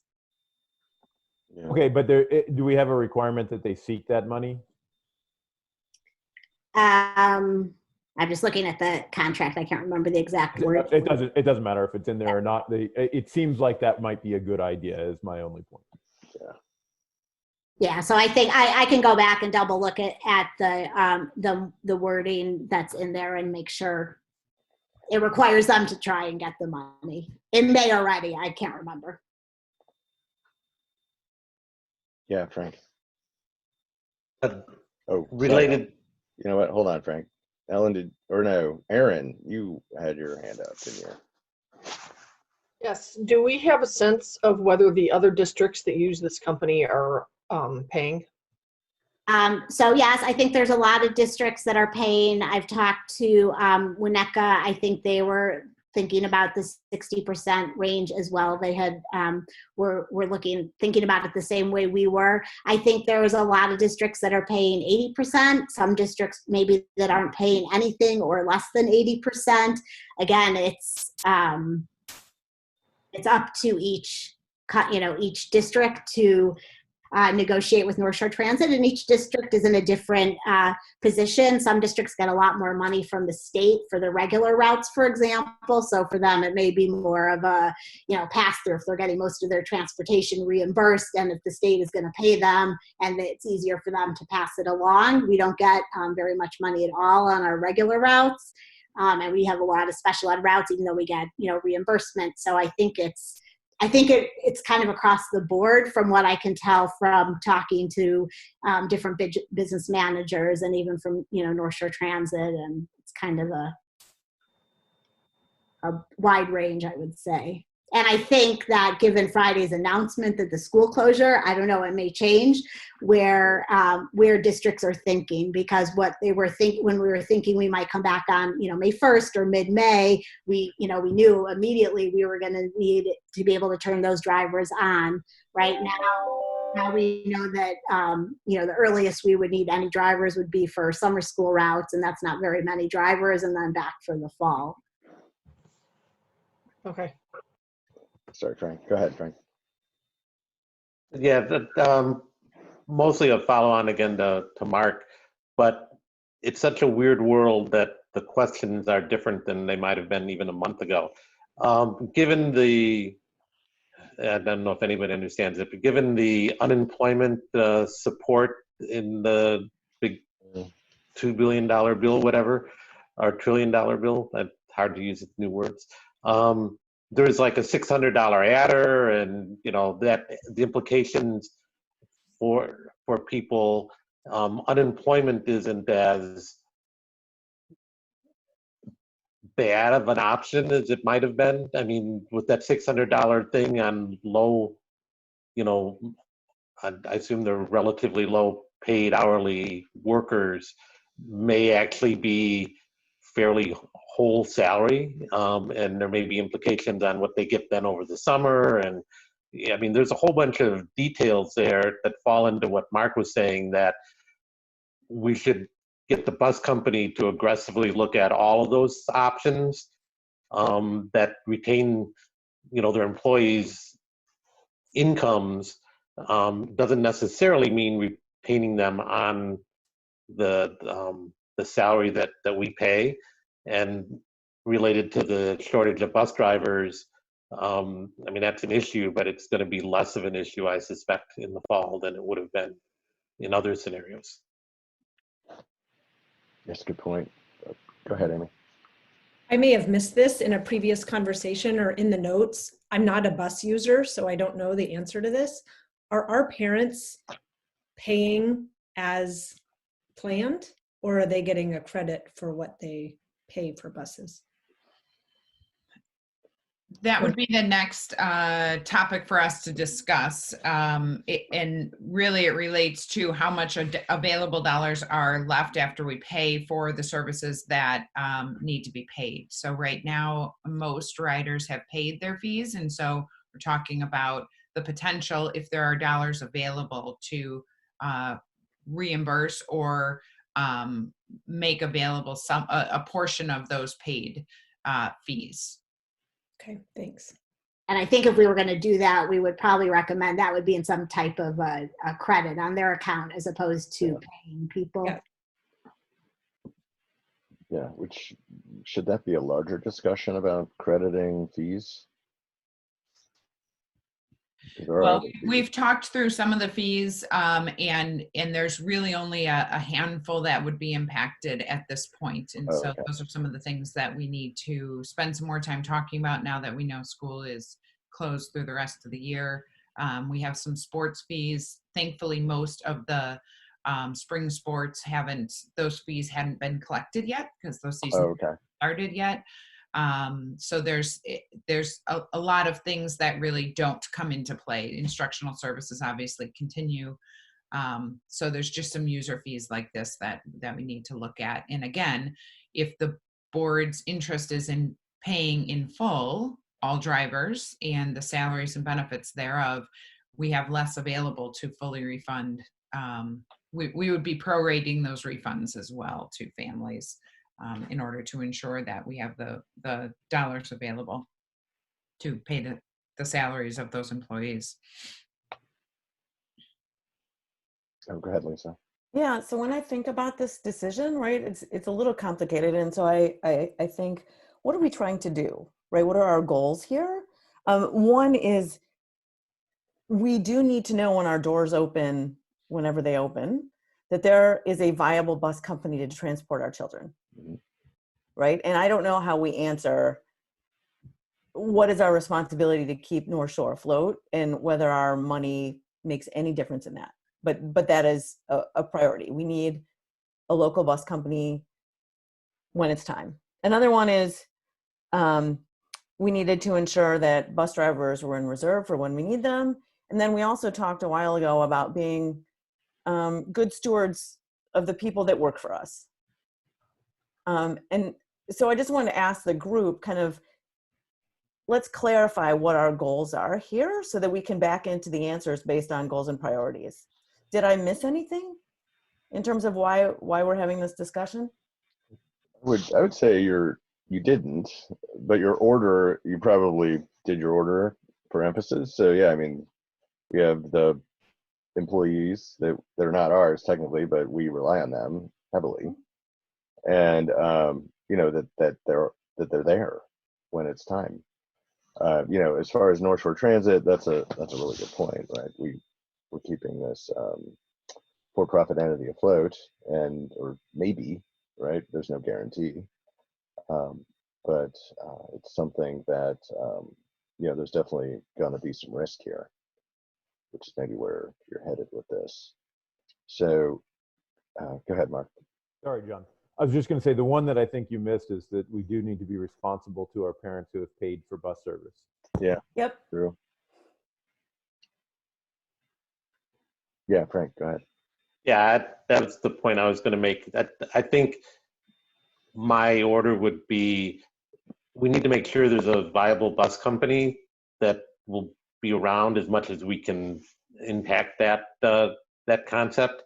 And then if we can save money, we should look at saving money that we can then, you know, at least partially reimburse the people that paid for our buses. I mean, if we said we're not going to save any money, but we're going to reimburse our parents, now that's a net deficit into our budget. But if we said we're going to save some money on the bus company and take that money and, you know, share it with the parents as a responsible break-even type of thing, that would be a discussion. So I think we have to be careful that if we fully maintain the bus company, the implication of that is that we don't have money left over to deal with our parents. Yeah, Frank, I think the latter of those scenarios is really what we're looking at, is striking a balance to ensure that the employees, the actual bus drivers, their salary and benefits are paid, and that we can look to refund a portion of those fees that parents have paid for a service that, quite frankly, right now is not relevant. Our interest is not as much, or hasn't in Ellen and I's discussion, been around keeping North Shore afloat, but rather ensuring that those employees that we've depended upon for their services continue to retain some kind of a salary. but you've added an additional element into the factor. So we'll have to consider that as well. Yeah, I think Lisa brought that one up, but yeah. Mhm.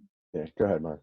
So I think that one way we could think about it in a principled way is to say we cover a certain amount of transportation. We effectively supplement the parents, what the parents pay, with some district funds to pay for the transportation on a regular basis. We could simply say, we will negotiate with North Shore Transit what we think is a fair discount to the rates, and then as a principal say, the school district will still chip in the same percentage of what the total cost is. So whatever we can get back, we will, that pretty much goes to the parents Yep. and not to us.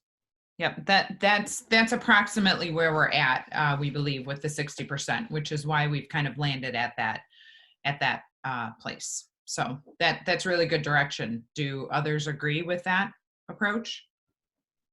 I do. Okay. Right. Yes. Yeah. Yeah. Then let us do just some additional follow-up analysis and conversations in light of Friday's announcement. And you can expect then we'll likely be bringing forward a contract at the board meeting that would allow us to, again, pay that portion of salaries, but also allow for some reimbursement of fees back to families who have paid. Great. Thank you all. Okay, before I turn it over, should I take a poll on whether or not we need a 5-minute break? I was actually going to use executive privilege and call Oh, it. do it. Okay, I turn it over to Lisa Fabes, the president. So does 5 minutes feel right? 3, 5, Yes. 5 minutes? Okay, we'll All see right. everybody back. See you soon. Don't hang up. Just, you can get rid of your screen if you want.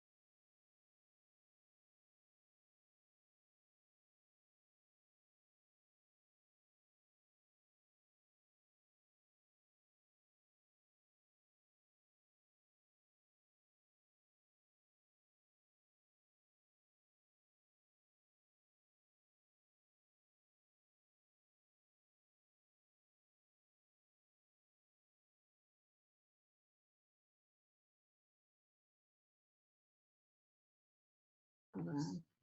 And then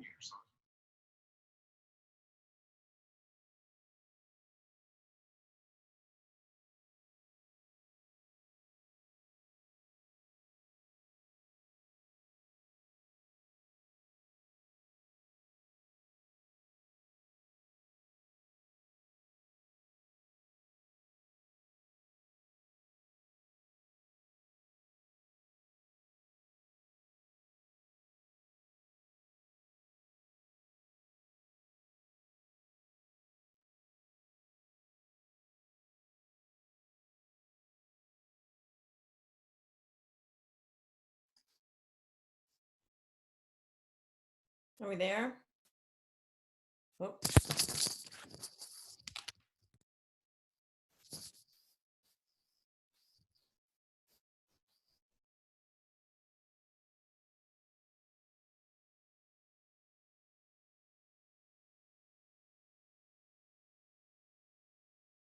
right, we just changed positions. Everybody moved chairs.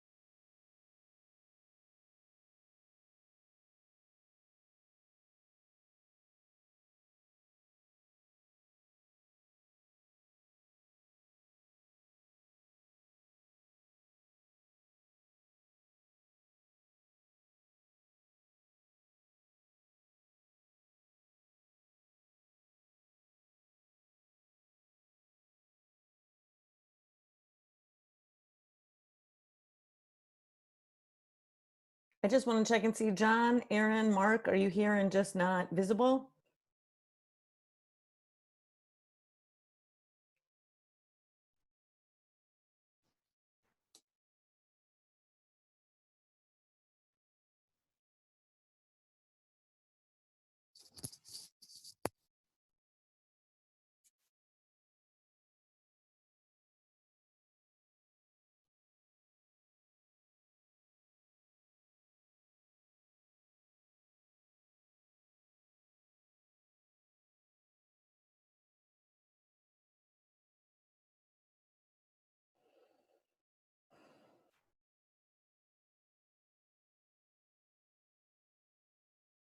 All right, we're just waiting on John. As soon as he hops on, we'll start again. There he is. Okay. Can people hear me? Yes. Great. Okay. So now we're going to have the FDC items. I'm going to turn it over to Ellen Sternweiler. Thank you, Ms. Faved. And I think that I'm going to turn it over to Carrie regarding the donation agreement for Central Elementary for the Central Elementary School kindergarten playground. Sure. I can give a brief intro, and Ellen, you can add in if there's anything that I missed.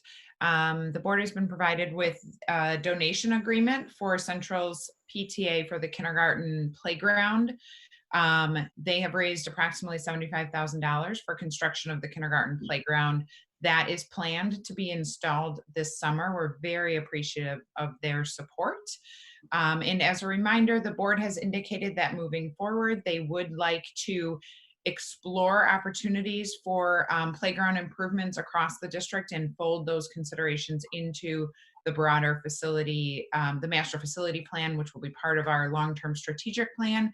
At this point, the Central PTA has done a tremendous job of fundraising and would like to proceed with their playground install, the kindergarten playground install this summer, and we're appreciative of that. And so this agreement really details that donation as a gift for this purpose, and then also assumes responsibility moving forward. The board has responsibility for maintaining the playground moving forward after it's installed. Ellen? That is pretty much everything I was going to say. Okay. And so you'll see this later on today's agenda as a proposed action item. Does anyone have any questions in regards to this? Okay. Oh, John. Yeah, do you think that we've, or how do we say this?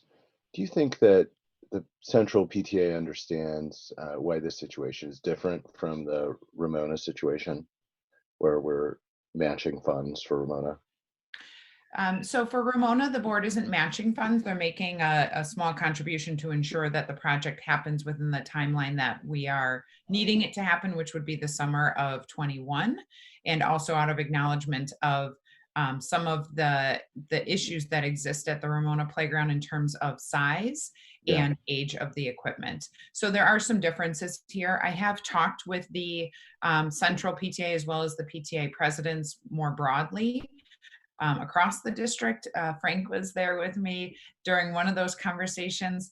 And I think we have shared that the board is interested in having playgrounds reviewed and potentially contributing to those, but only as part of the broader master facility plan moving forward. And so there is the option to wait and hold on this and see if those needs elevate to the level of being incorporated into the master facility plan.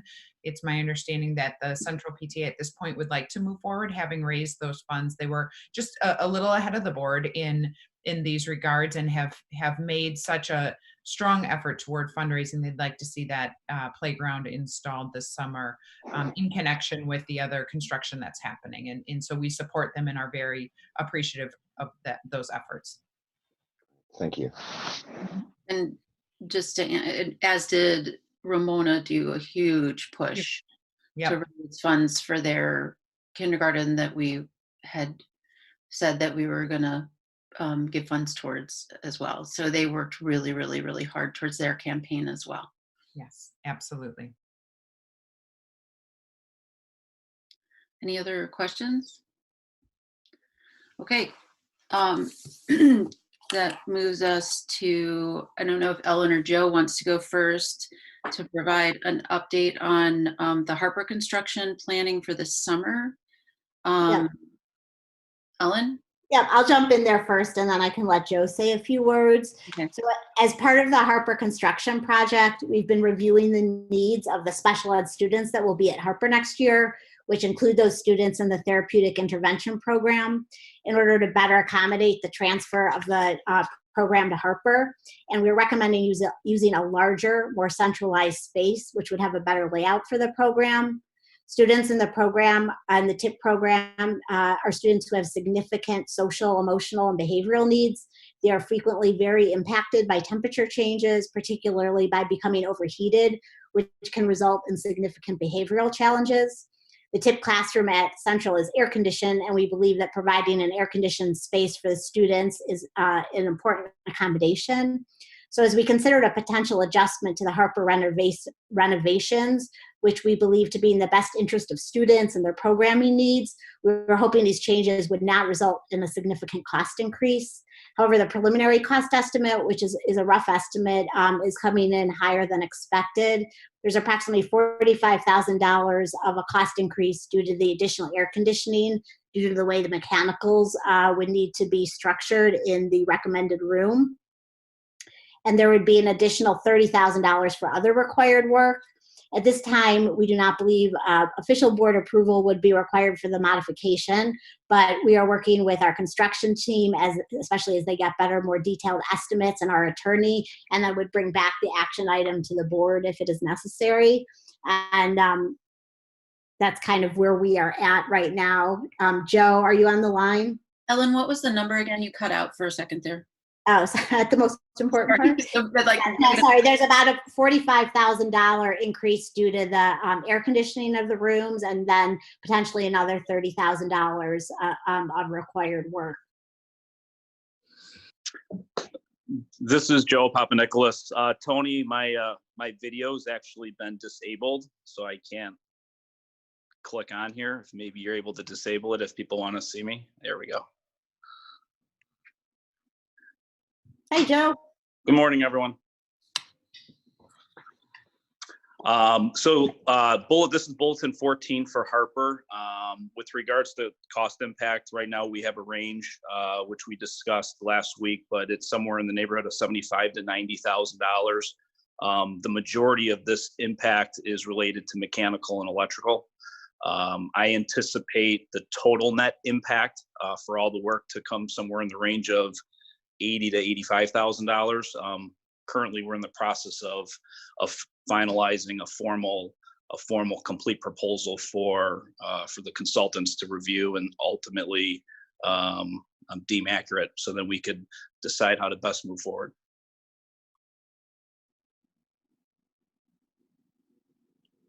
thank you for that. Are there any other questions from the board?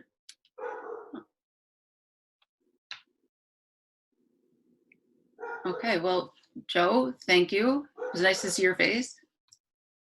It's nice to see everybody. With regards to COVID and construction, I know that might be on the minds of a few people. We don't have the crystal ball to know in the future what's in store for us, other than we did have a couple of recent bid openings, one being a new school in Skokie and another being addition and renovation in Bannockburn, and both did come under budget. Both did open up within the last week and a half. So those are the most current results that we've seen. And then moving forward, the fact that we do our budgeting process, if there is a substantial unforeseen impact on the horizon, we should know what that is before going out to bid. So as long as we stick to our budget process, we at least won't be surprised. Okay. Can I ask a question, Joe, in terms of the safety of the workers during COVID-19, doing construction during this time? We have established guidelines that we've created. Those have been submitted to the Regional Office of Education, which they do require before issuing a permit. So again, it's specific guidelines that we expect everybody to abide by and that we will be monitoring and enforcing. So it's a very fluid situation. Things are changing, it seems, every week still. So as we receive different information and different recommendations, those get implemented accordingly within the projects. Okay. Lisa? Oh, Are we changing any of our timelines based on the fact that school is now canceled for the rest of the year? We anticipate that. We have a meeting later this week to discuss the specifics. I think we need to establish what's adequate time for staff and families and students to remove whatever may have to be removed from the facilities. Realistically, I would imagine we're at least 4 to 5 weeks out from potential early access. So I think at the end of the day, if we could pick up 2 to 3 weeks of additional time, that's a huge scheduling impact as far as being a positive for us. I mean, most summer project durations are 8 to 9 weeks. So to have 12 to 13 weeks potentially, that would be great. So right now, nothing's been finalized, but we do have some discussions coming up on what that would look like if we do have early access. Thank you. Thank you. Anyone else?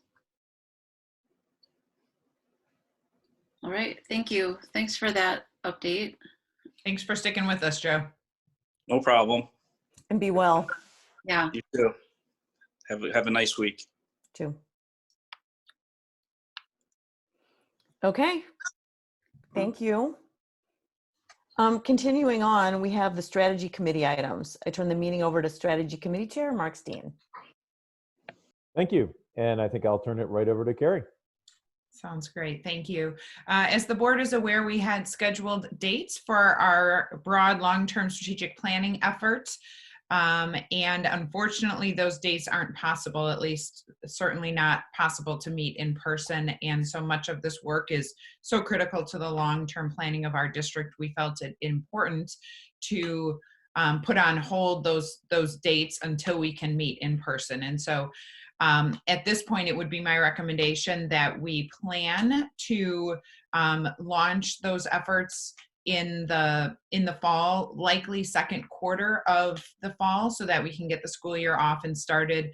Again, right now, there are so many unknowns that it is hard to imagine what the relaunch of school will look like in the fall. And so I'd like to work with our consultant to plan for some dates in that second quarter to launch those efforts.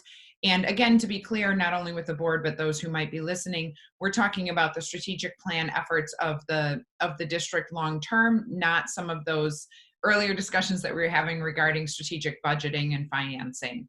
And so at this point, that would be my plan, unless I receive direction from the board otherwise to launch these efforts sooner than second quarter next year. Great, and thank you for that clarification too. Just to be clear, you've been in, at least last I heard, you've been in good touch with the external consultants that we have chosen to use, and they are in being very flexible, it sounds like, in terms of meeting the needs that you're talking about. Yes, absolutely. In fact, we had done some pre-planning, some internal planning with our team, and had started doing recruiting of the team members who would participate with us in those April events. Again, everything just kind of is put on hold, and the consultants are incredibly flexible with us. They said the sooner we can select dates for the upcoming school year, the better, and the more flexibility we'll have. But I anticipate if we're looking at second quarter, we should have quite a bit of flexibility. And then just, we have to be understanding that if things continue to change and be unknown, we'll just have to continue to make those adjustments. This work is really important to the long-term planning of our district. The short-term planning of our district really does need to be focused on remote learning and COVID adjustments. Okay. Any thoughts or comments from board members? Yeah, Lisa? You're on mute. Thank you. I need to remember that. So I do want to say the one bright spot here is that we didn't really start the process, because I do think that this experience, the COVID-19 experience, would change substantially any plan that we had created pre-COVID. So we dodged a bullet there. Great point. Other thoughts or comments? Any, just so that Carrie has clear guidance, any objection to changing the timing, most likely to the second quarter of the fall, for getting this work started? Okay, so I'm seeing lots of no objections. So Carrie, I think you're good to go. Thank you, Mark. And I think that's all we have on strategy. Thank you. So let's move on over to action items. Dr. Krimascoli, do you want to go through the action items? Absolutely, thank you. So we have Corey Boltemeyer on the line with us. I believe he still is here. I saw him on earlier. As we know, Ellen will be leaving Wilmette at the end of June, and as a result, we've been searching for a new business manager in CSBO. We were able to hold in-person interviews prior to the full closures, and then we concluded the process remotely. And so we are very pleased to announce the selection of Mr. Corey Boltemeyer for this position. Corey is a licensed CPA and working as a senior accountant for the public sector prior to entering education in 2010. He's been working as the director of fiscal services in Palatine School District since 2011, and we're really, really excited to have him joining our team. So Corey is here, and we'd like to recommend his appointment to the board. Terrific. Is there a motion that we need to do, Carrie, or what are we doing here? Yes, you should be making a motion to approve Corey as the business manager in CSBO. Can I get a motion to approve Corey as the CSBO and business manager? And Carrie, we're okay to do this in committee of the whole? We posted the meeting as a special meeting. So we have 3 action items that we are able to approve at this point. Got it. Thank you for clarification. Yep. And Tony, just for all of our benefits, can we turn on Corey's camera? Yeah, Corey's here, and he has voluntarily turned off his camera. So here he goes. There he is. Perfect. Nice to see you, Corey. Welcome, Corey. Corey, go ahead and unmute yourself, please.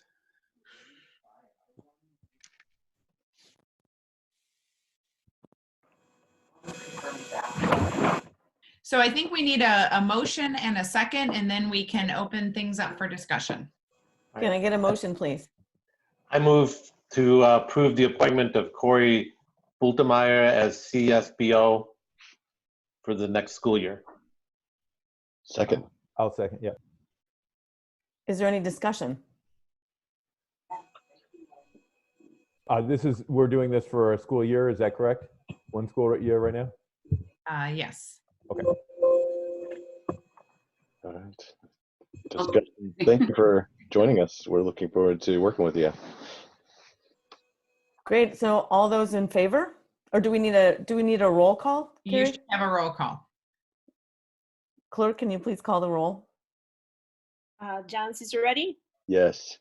Frank Panzica, Yes. Amy Paling, Yes. Mark Steen, Yes. Ellen Sternweiler, Yes. Aaron Stone, Yes. Lisa Schneider-Fapes. Yes. Welcome, Corey. Thank you. Corey, is there anything you'd like to say as introduction to the board? Sure. Yeah, I know. Thank you for this opportunity. I'm very excited to get started. And, everybody that I met and talked to during the interview process was, extremely nice and welcoming, and everybody I've kind of conversed with since then. So I just, looking forward to being able to meet people in person once we're able to do, things like that again. So thank you. Terrific. Thank you. Thank you, Corey. Welcome. Welcome. Should we move to the donation agreement? Yes, please. Thank you. May I get a motion to approve the donation agreement for Central School Kindergarten Playground? Frank, you're on mute.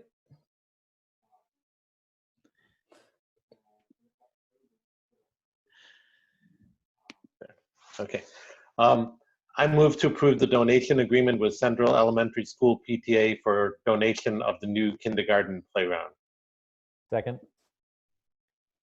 Any discussion? Will the clerk please call the roll? John Cisaretti, Yes. Frank Panzica, Yes. Amy Paling, Yes. Mark Steen, Yes. Ellen Sternweiler, Yes.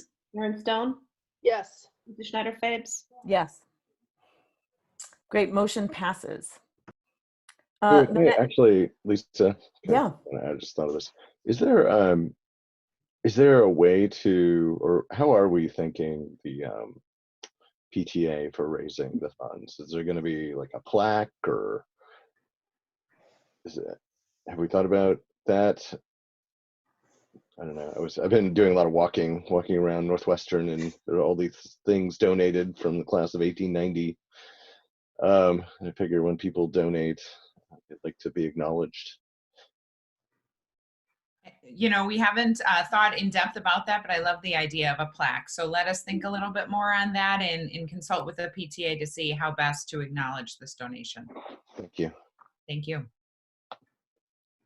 And the final action item is an adoption of the resolution for emergency suspension of policy due to COVID-19 pandemic. Can I get a motion? I move to approve the attached resolution authorizing emergency suspension of the policy due to the COVID-19 pandemic.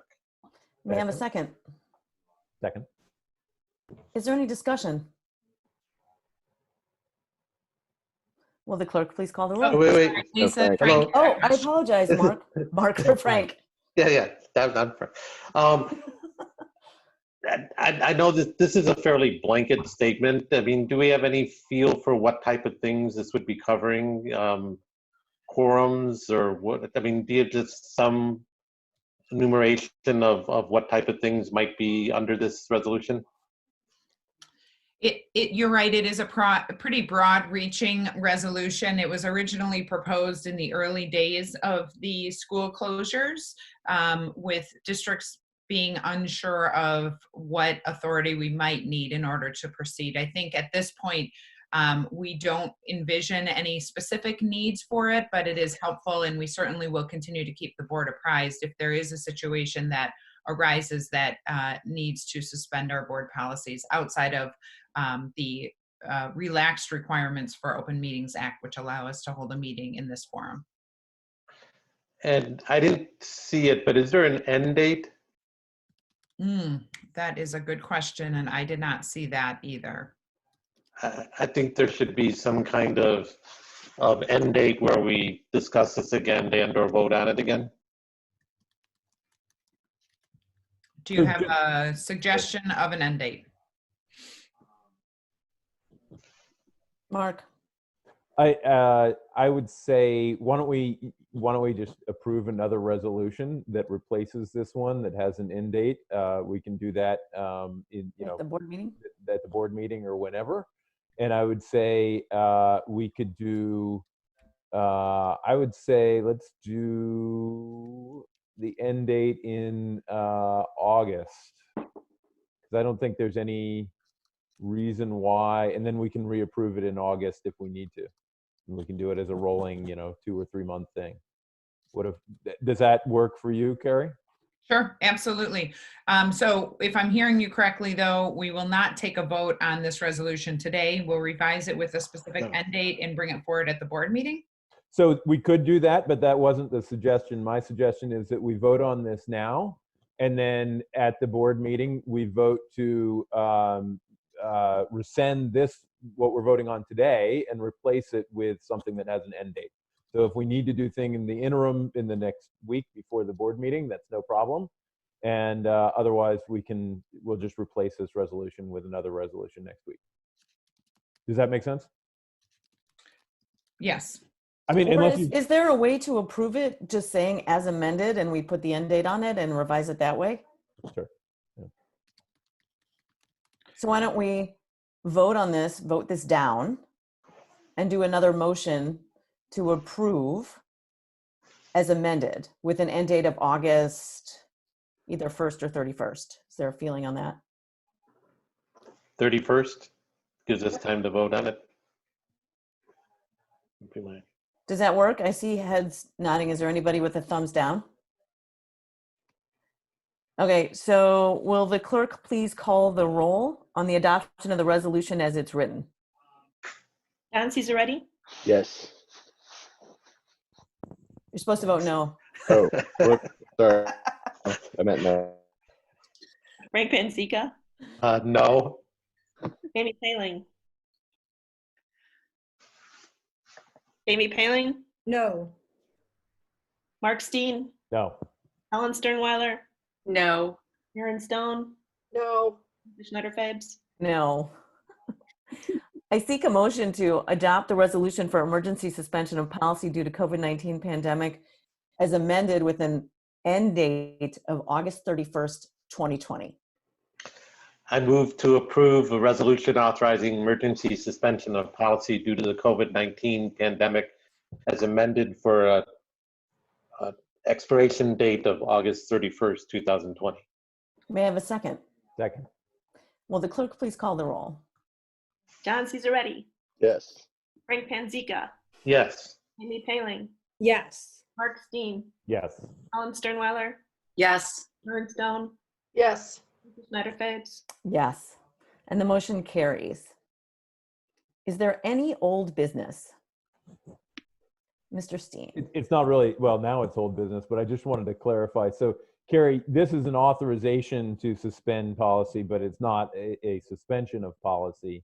And I just want to make clear, you said that if you ever got to the point where you feel like you have to suspend policy, you will let us know in a timely fashion, whatever that will mean.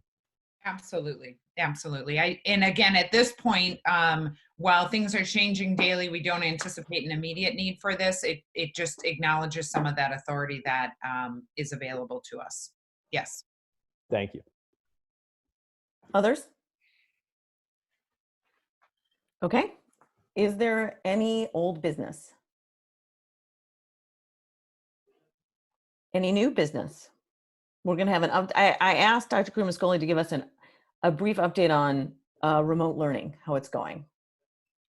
Yes, I can jump into that. The board has been provided with a summary of the survey results, as well as copies of the parent communications that have been sent out to all parents, updating them on our continually revised and updated procedures for remote learning, and also the ISB remote learning guidance document, which really is guiding much of what school districts are doing at this point.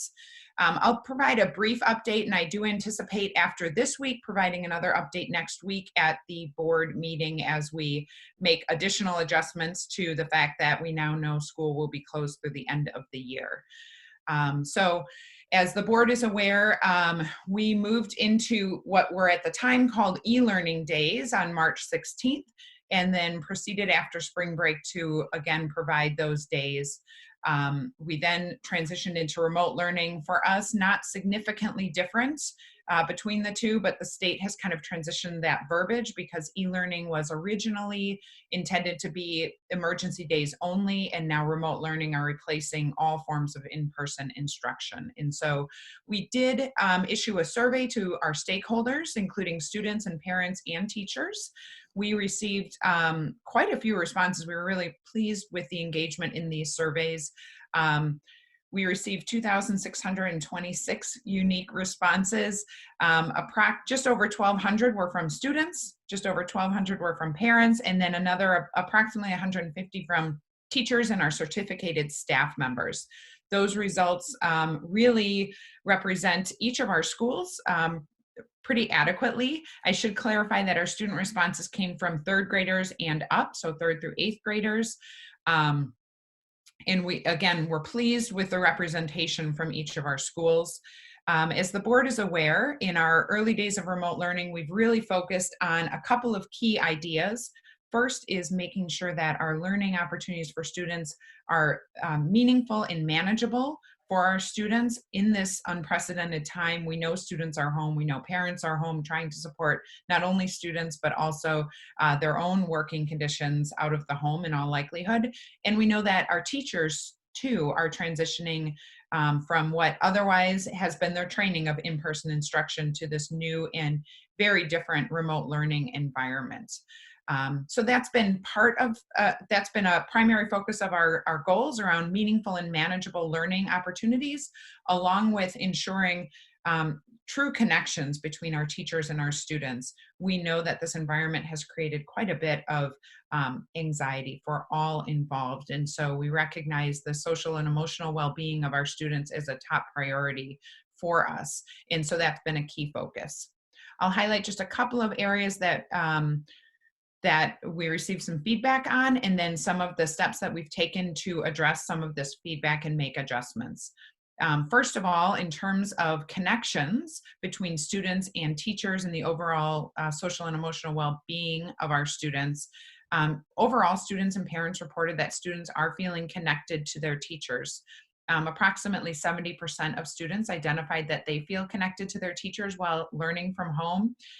This is really a positive bit of news for us because this has been such a focus, and for our younger learners, this is really difficult to create. And so kudos to our teachers and to our students and parents for engaging in this way. We do recognize some differences being noted in our parent responses between our elementary students, parents, and our 5-8 students' experiences, with parents reporting that their younger children seem to have a greater sense of connection to their teachers than our 5-8 students are currently experiencing based on parent reports. And so this is something that we've been digging into a little more in depth. We recognize that some of this may be the result of parents not always knowing exactly what opportunities exist for students not always taking advantage of those opportunities, and also just our ongoing need to continue to look at the synchronous and asynchronous learning experiences that we're providing for our students.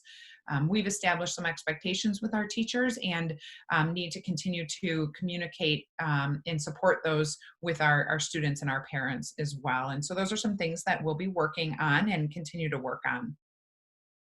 In terms of the goal of meaningful and manageable learning experiences, the majority of our students and parents report the work being assigned is manageable, and there are some differences, again, recognized between our elementary students and our middle school and junior high students based on parent reports. So 73% of our students identified teachers as the people who help when they need it. And so this is, again, really a positive that even in this remote environment, our teachers are seen as helpers to our students. That is really important to us. Parents have reported that the learning expectations were clearly communicated, that students were able to engage effectively with technology. Again, another huge win and accomplishment for us, and that the work is meaningful. So these are all celebrations. And again, although a majority of parents have reported that the amount of work seems to be just right, there seems to be some differences between what our elementary parents are reporting and what our 5-8 parents are reporting. And again, it's unclear to us at this point if this is true differences or if parents and students maybe need some additional communication regarding those expectations. We're hearing some differences from our teachers, and so those are some things we're digging into.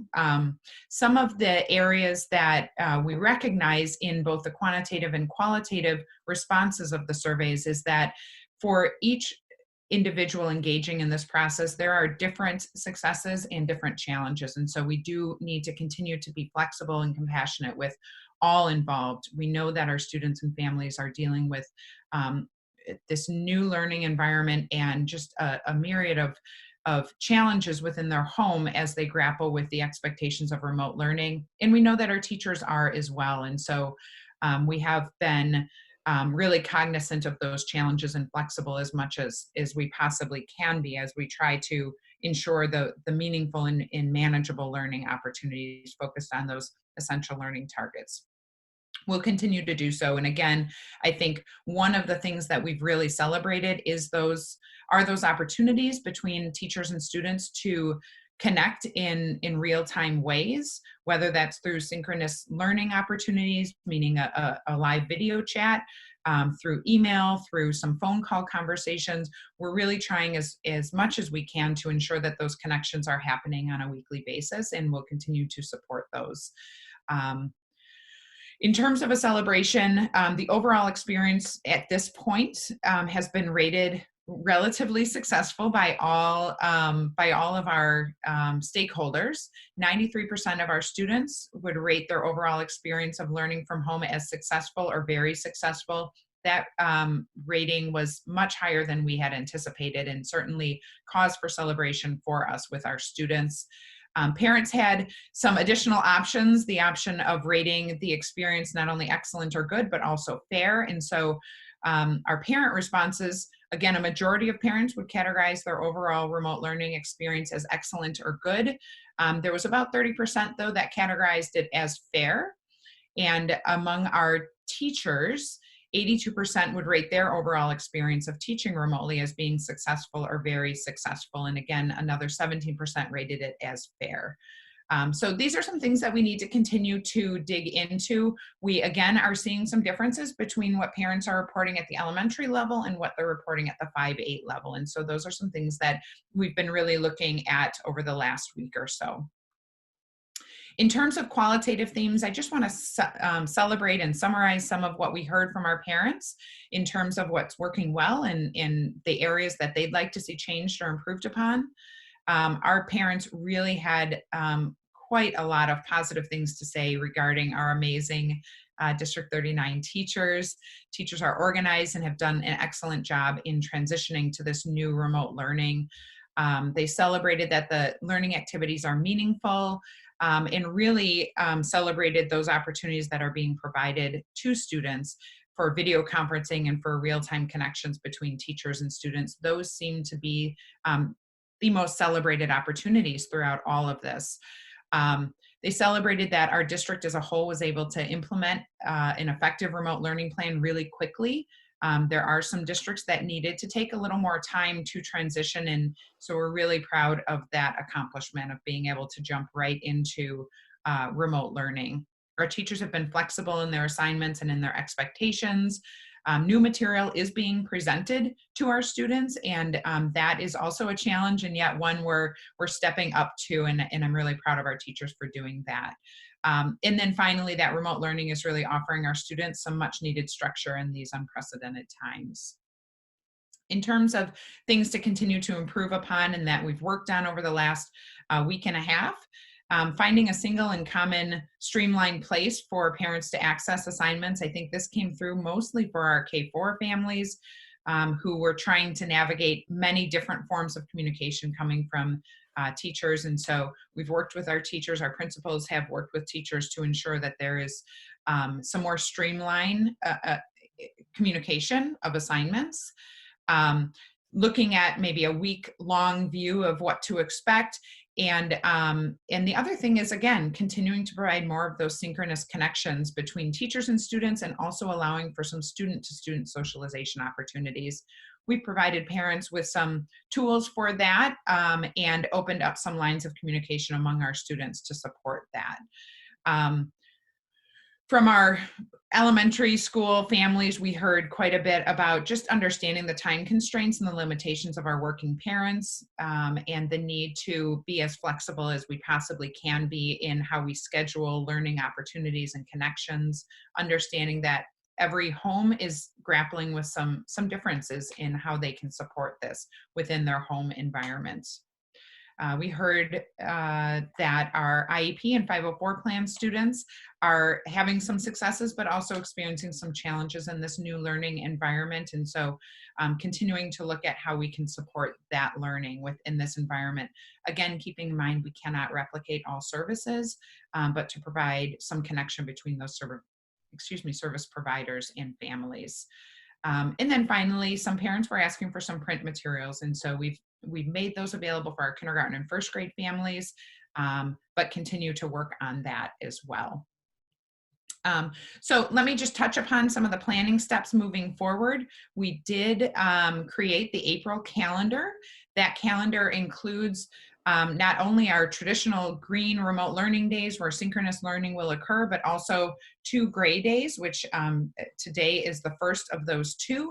And on those days, teachers will be engaged in planning and feedback and in collaboration with each other, while students are provided with some learning opportunities, both at the K-4 level and the 5-8 level, some flexibility in their day so there's not synchronous learning happening on this day, but instead some more independent work being provided that will be followed up on throughout the rest of the week. This is what the April calendar looks like. We now need to turn our attention to building out what May's calendar in the first week in June will look like in light of Friday's announcement by the governor. So after reviewing all this feedback, I'm just going to highlight several key themes that were present throughout the surveys and the things that we're really focused on. Again, making learning as meaningful, manageable, and connected as possible continues to be our primary focus. We know that we cannot replicate in-person instruction in this remote learning environment. We know that we need to make it manageable for our students and families as well as for our teachers. And we're really pleased that most parents and students report that we're reaching these goals. And we recognize that we have ongoing work to do. If now we know we're going to be in this environment through the rest of the school year, we want to continue to build on those early successes that we've had. Continuing to focus on student connections is a key area of feedback. Again, we're finding lots of successes here, and we also recognize that we need to be more explicit, especially with our 5-8 students, about not only the opportunities that are available for them, but the expectations that we have that they engage in those opportunities. And so those are some of the things that we'll be working on throughout this next week, making sure that we're building those connections. Streamlining and organizing assignment postings have also been an area of focus. I think our teachers have made some great strides in these regards.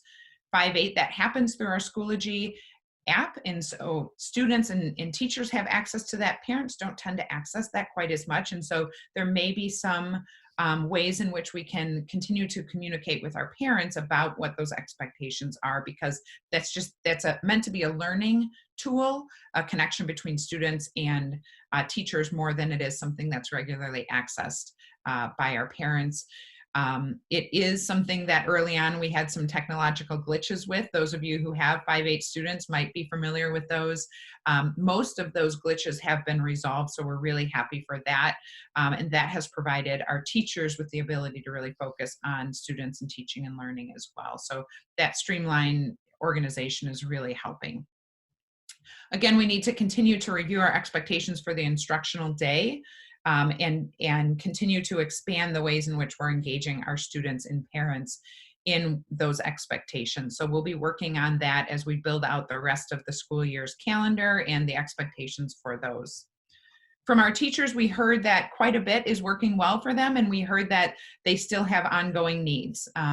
They continue to have needs for planning in this unique environment, for collaboration, for professional development, and for resources. We continue to work to provide those for them.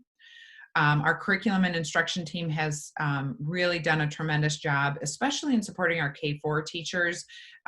They've provided some support for science and social studies instruction and enrichment, and they'll continue to do that. Our 5-8 teachers continue to need time for collaboration and for really working together with each other and receiving guidance on what grading and feedback should be looking like that.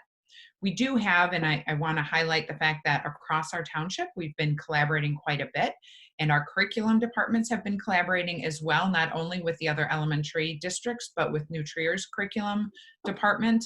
And it's important that we make some adjustments at this point so that all students by the end of the year will be well prepared for what comes next in their learning continuum. And so we'll be working collaboratively across the township on that. Continued guidance for our special educators and related services providers is really important.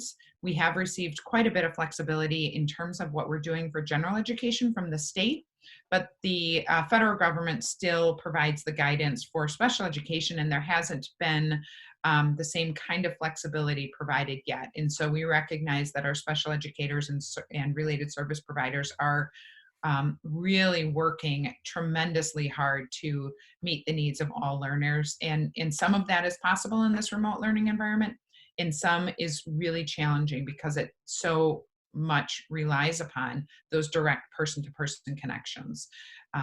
So we're continuing to work on that. We do need to support and provide some additional guidance around those students who aren't engaging or are non-attending at this point. We see that more so at the 5-8 level than we do at the K-4 level, but making sure that we are supporting our teachers and our administrators in how to follow up with those students. Again, if there are legitimate barriers, we want to be flexible and understanding of those. But there are times where we need to reinforce the expectations for engagement in the learning in order to support those that growth of our students. So overall, those are some of the things that we have been working on in response to this feedback. We'll continue to use this feedback to guide our planning and our refinement of remote learning moving forward. We have some good ideas of some of the areas we really want to focus on in terms of synchronous and asynchronous learning opportunities over this next week. And then we need to build out the calendar and what it will look like moving forward for the remainder of the school year in light of the governor's proclamation on Friday. That was a whole lot of information. Again, I'll probably end up reviewing a lot of it at the board meeting next week, as well as some of the plans that we've been able to build out further in response to not only these survey data, but the look ahead to what the rest of the school year will look like. Thank you so much for that update. It was incredibly helpful. Just a couple things before I open it up for discussion. So kudos to you and your entire team for building an airplane and taking off and flying it at the same time. That's no small feat, especially when you sit there and think that remote learning can't replace the traditional school day, and that teaching remotely is very different than teaching in a classroom. And so I think I speak for the whole board when we recognize the tremendous lift and the gratitude that we all feel. So you didn't have a lot of time between Friday's announcement and today. So I just want to suggest that we value these updates. They're tremendously important. If we can get them on a regular basis, kind of what are you thinking, what's going on, I think we'd all benefit from that. And then I think the other piece, what's really helpful is expectation setting for the community. And when we talked a little bit about that, maybe putting something on the website which has what you can expect if you're in kindergarten, what you can expect if you're in first grade, kind of what is it that the district provides? And then what are where can people go when they have questions about their particular situation? Mm-hmm. Ellen. Lisa, I think that is a great point. I'm going to just jump off of that because it was in something, the last thing that you said, Carrie, it just had to do with differences in what's within our control and outside of our control as a district, what's controlled federally and what is not.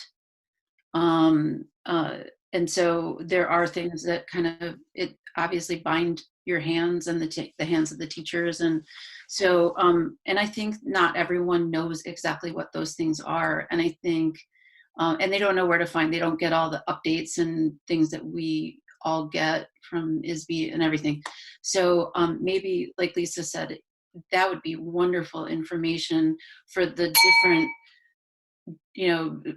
groups of constituents affected by if you're hearing lots of questions across different groups of parents or teachers or anybody for that matter, that would be the type of information that would be really well communicated to communicate to them, because I think they would feel better knowing that, I think they already know, they know you're doing your very, very best right now. But I think knowing even on top of that, there are these things binding, there are limitations. And so, yeah, that would be very, very helpful.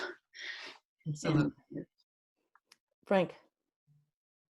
Yeah, two quick ones. One, I always look at discontinuities, and you've done a great job, and there's a lot of learning that you've done to make the programs work well, and that adds on to itself, and they keep working better and better. There's a couple things coming up. One is when the weather gets nicer, everybody's attention spans change. Two, as it moves from week, whatever this is, 5 to week 10, things build up differently. Mm-hmm. And 3, even in a normal year, the last week or 2 of school, the attention spans disintegrate.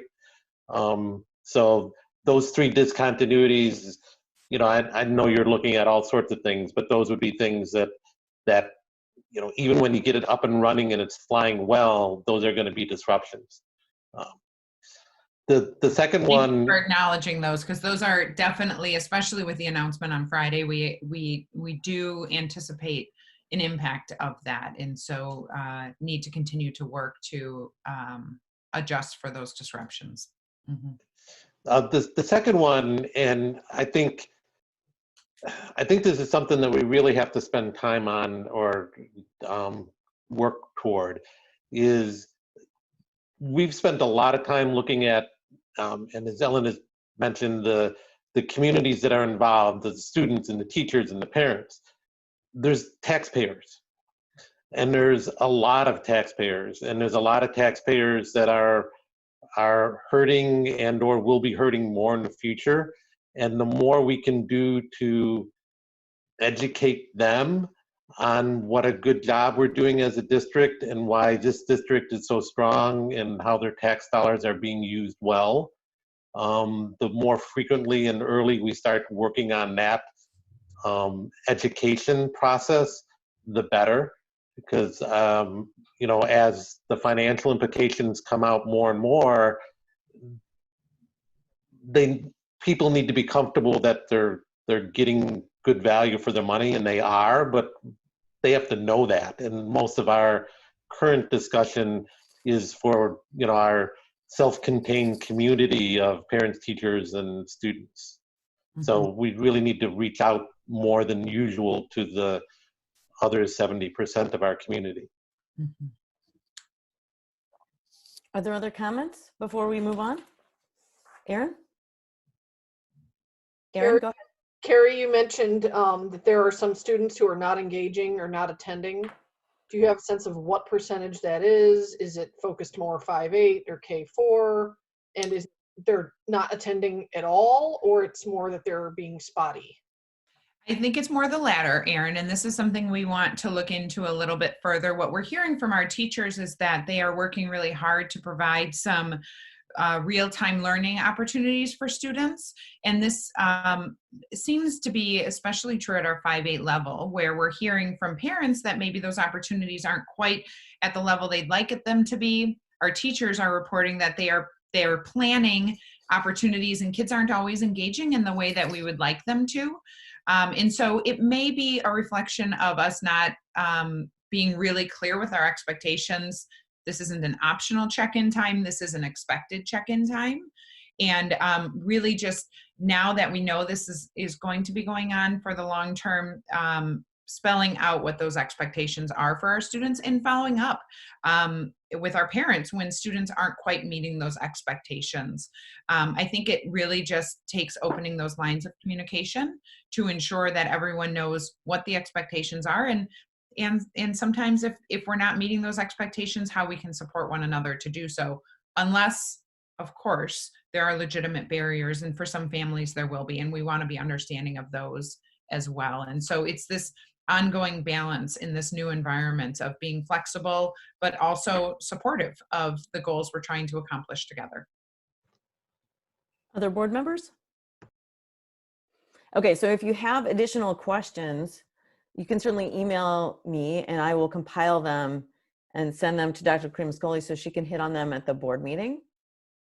So now let's move to, oh, was there other new business? Apologies. Okay, so now we're going to move to public comment. The district had requested that public comments be emailed to publiccomment@wilmette39.org. Tony, have we received any public comments via email? Tony, you might be on mute. Give him just a moment. Yep, I was just reviewing, so I checked ahead of the meeting and I wanted to check right at the time as well. So give me one moment.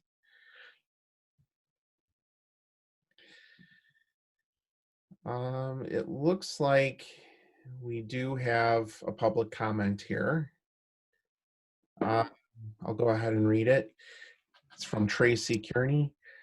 The public should know the details of the resolution for emergency suspension of policy due to COVID-19 pandemic that is being voted on. Please share. And we have a second comment by the same person. While it was clarified by Mark that any policy be suspended, Carrie will announce the language details of the resolution that was just passed. It sounds extremely broad per board's discussion. Additionally, you may have stepped out of policy as there's not the ability for public comment to beginning or end. This wasn't addressed ahead of the change, or at least that has been seen. Also, want to ensure that the email that was just sent to public comment would be published ahead of the board meeting. And finally, looking for the completed expense review that John referred to, being completed last fall at the February general board meeting. Where is it? Needs help finding it. And that is it. Thank you, Tony. You're welcome. May I seek a motion to adjourn to executive session to discuss negotiations? I move to adjourn to executive session to discuss negotiations. May I have a second? I'll second, but I have a comment before we vote. Yep. I just want to clarify, will we come back to this Zoom meeting at the end to close the meeting? We will. Okay. And I did want to say on the good and welfare part, thank you very much to all of the district administrators, staff, teachers, etc., for an extraordinary job in these extraordinary times. Thank you, Mark. Motion having been made and seconded, would the clerk please call the roll? John Cisaretti, Yes. Frank Panzica, Yes. Amy Paling, Yes. Mark Steen, Yes. Ellen Sternweiler, Yes. Aaron Stone, Yes. Lisa Schneider-Fabes. Yes. So we will now adjourn to executive session. Let's all huddle back in 3 minutes at the alternative Zoom link. Thank you. Having no further business, we seek a motion to adjourn the committee of the whole. I move to adjourn the committee of the whole meeting for April 20, 2020. May I have a second? Second. Motion having been made and seconded, all those in favor, please indicate by saying yay. Yay. Great, motion carries. The meeting is adjourned and the time now is 11:26. Thank you all very much. See you next Thank week. you so much. Thanks, Carrie, for All right. everything. Well, Carrie, Yep. thank you for everything, and whoever else is there still. Thank you. Have a great day, everybody. We'll see you All right. soon. You too.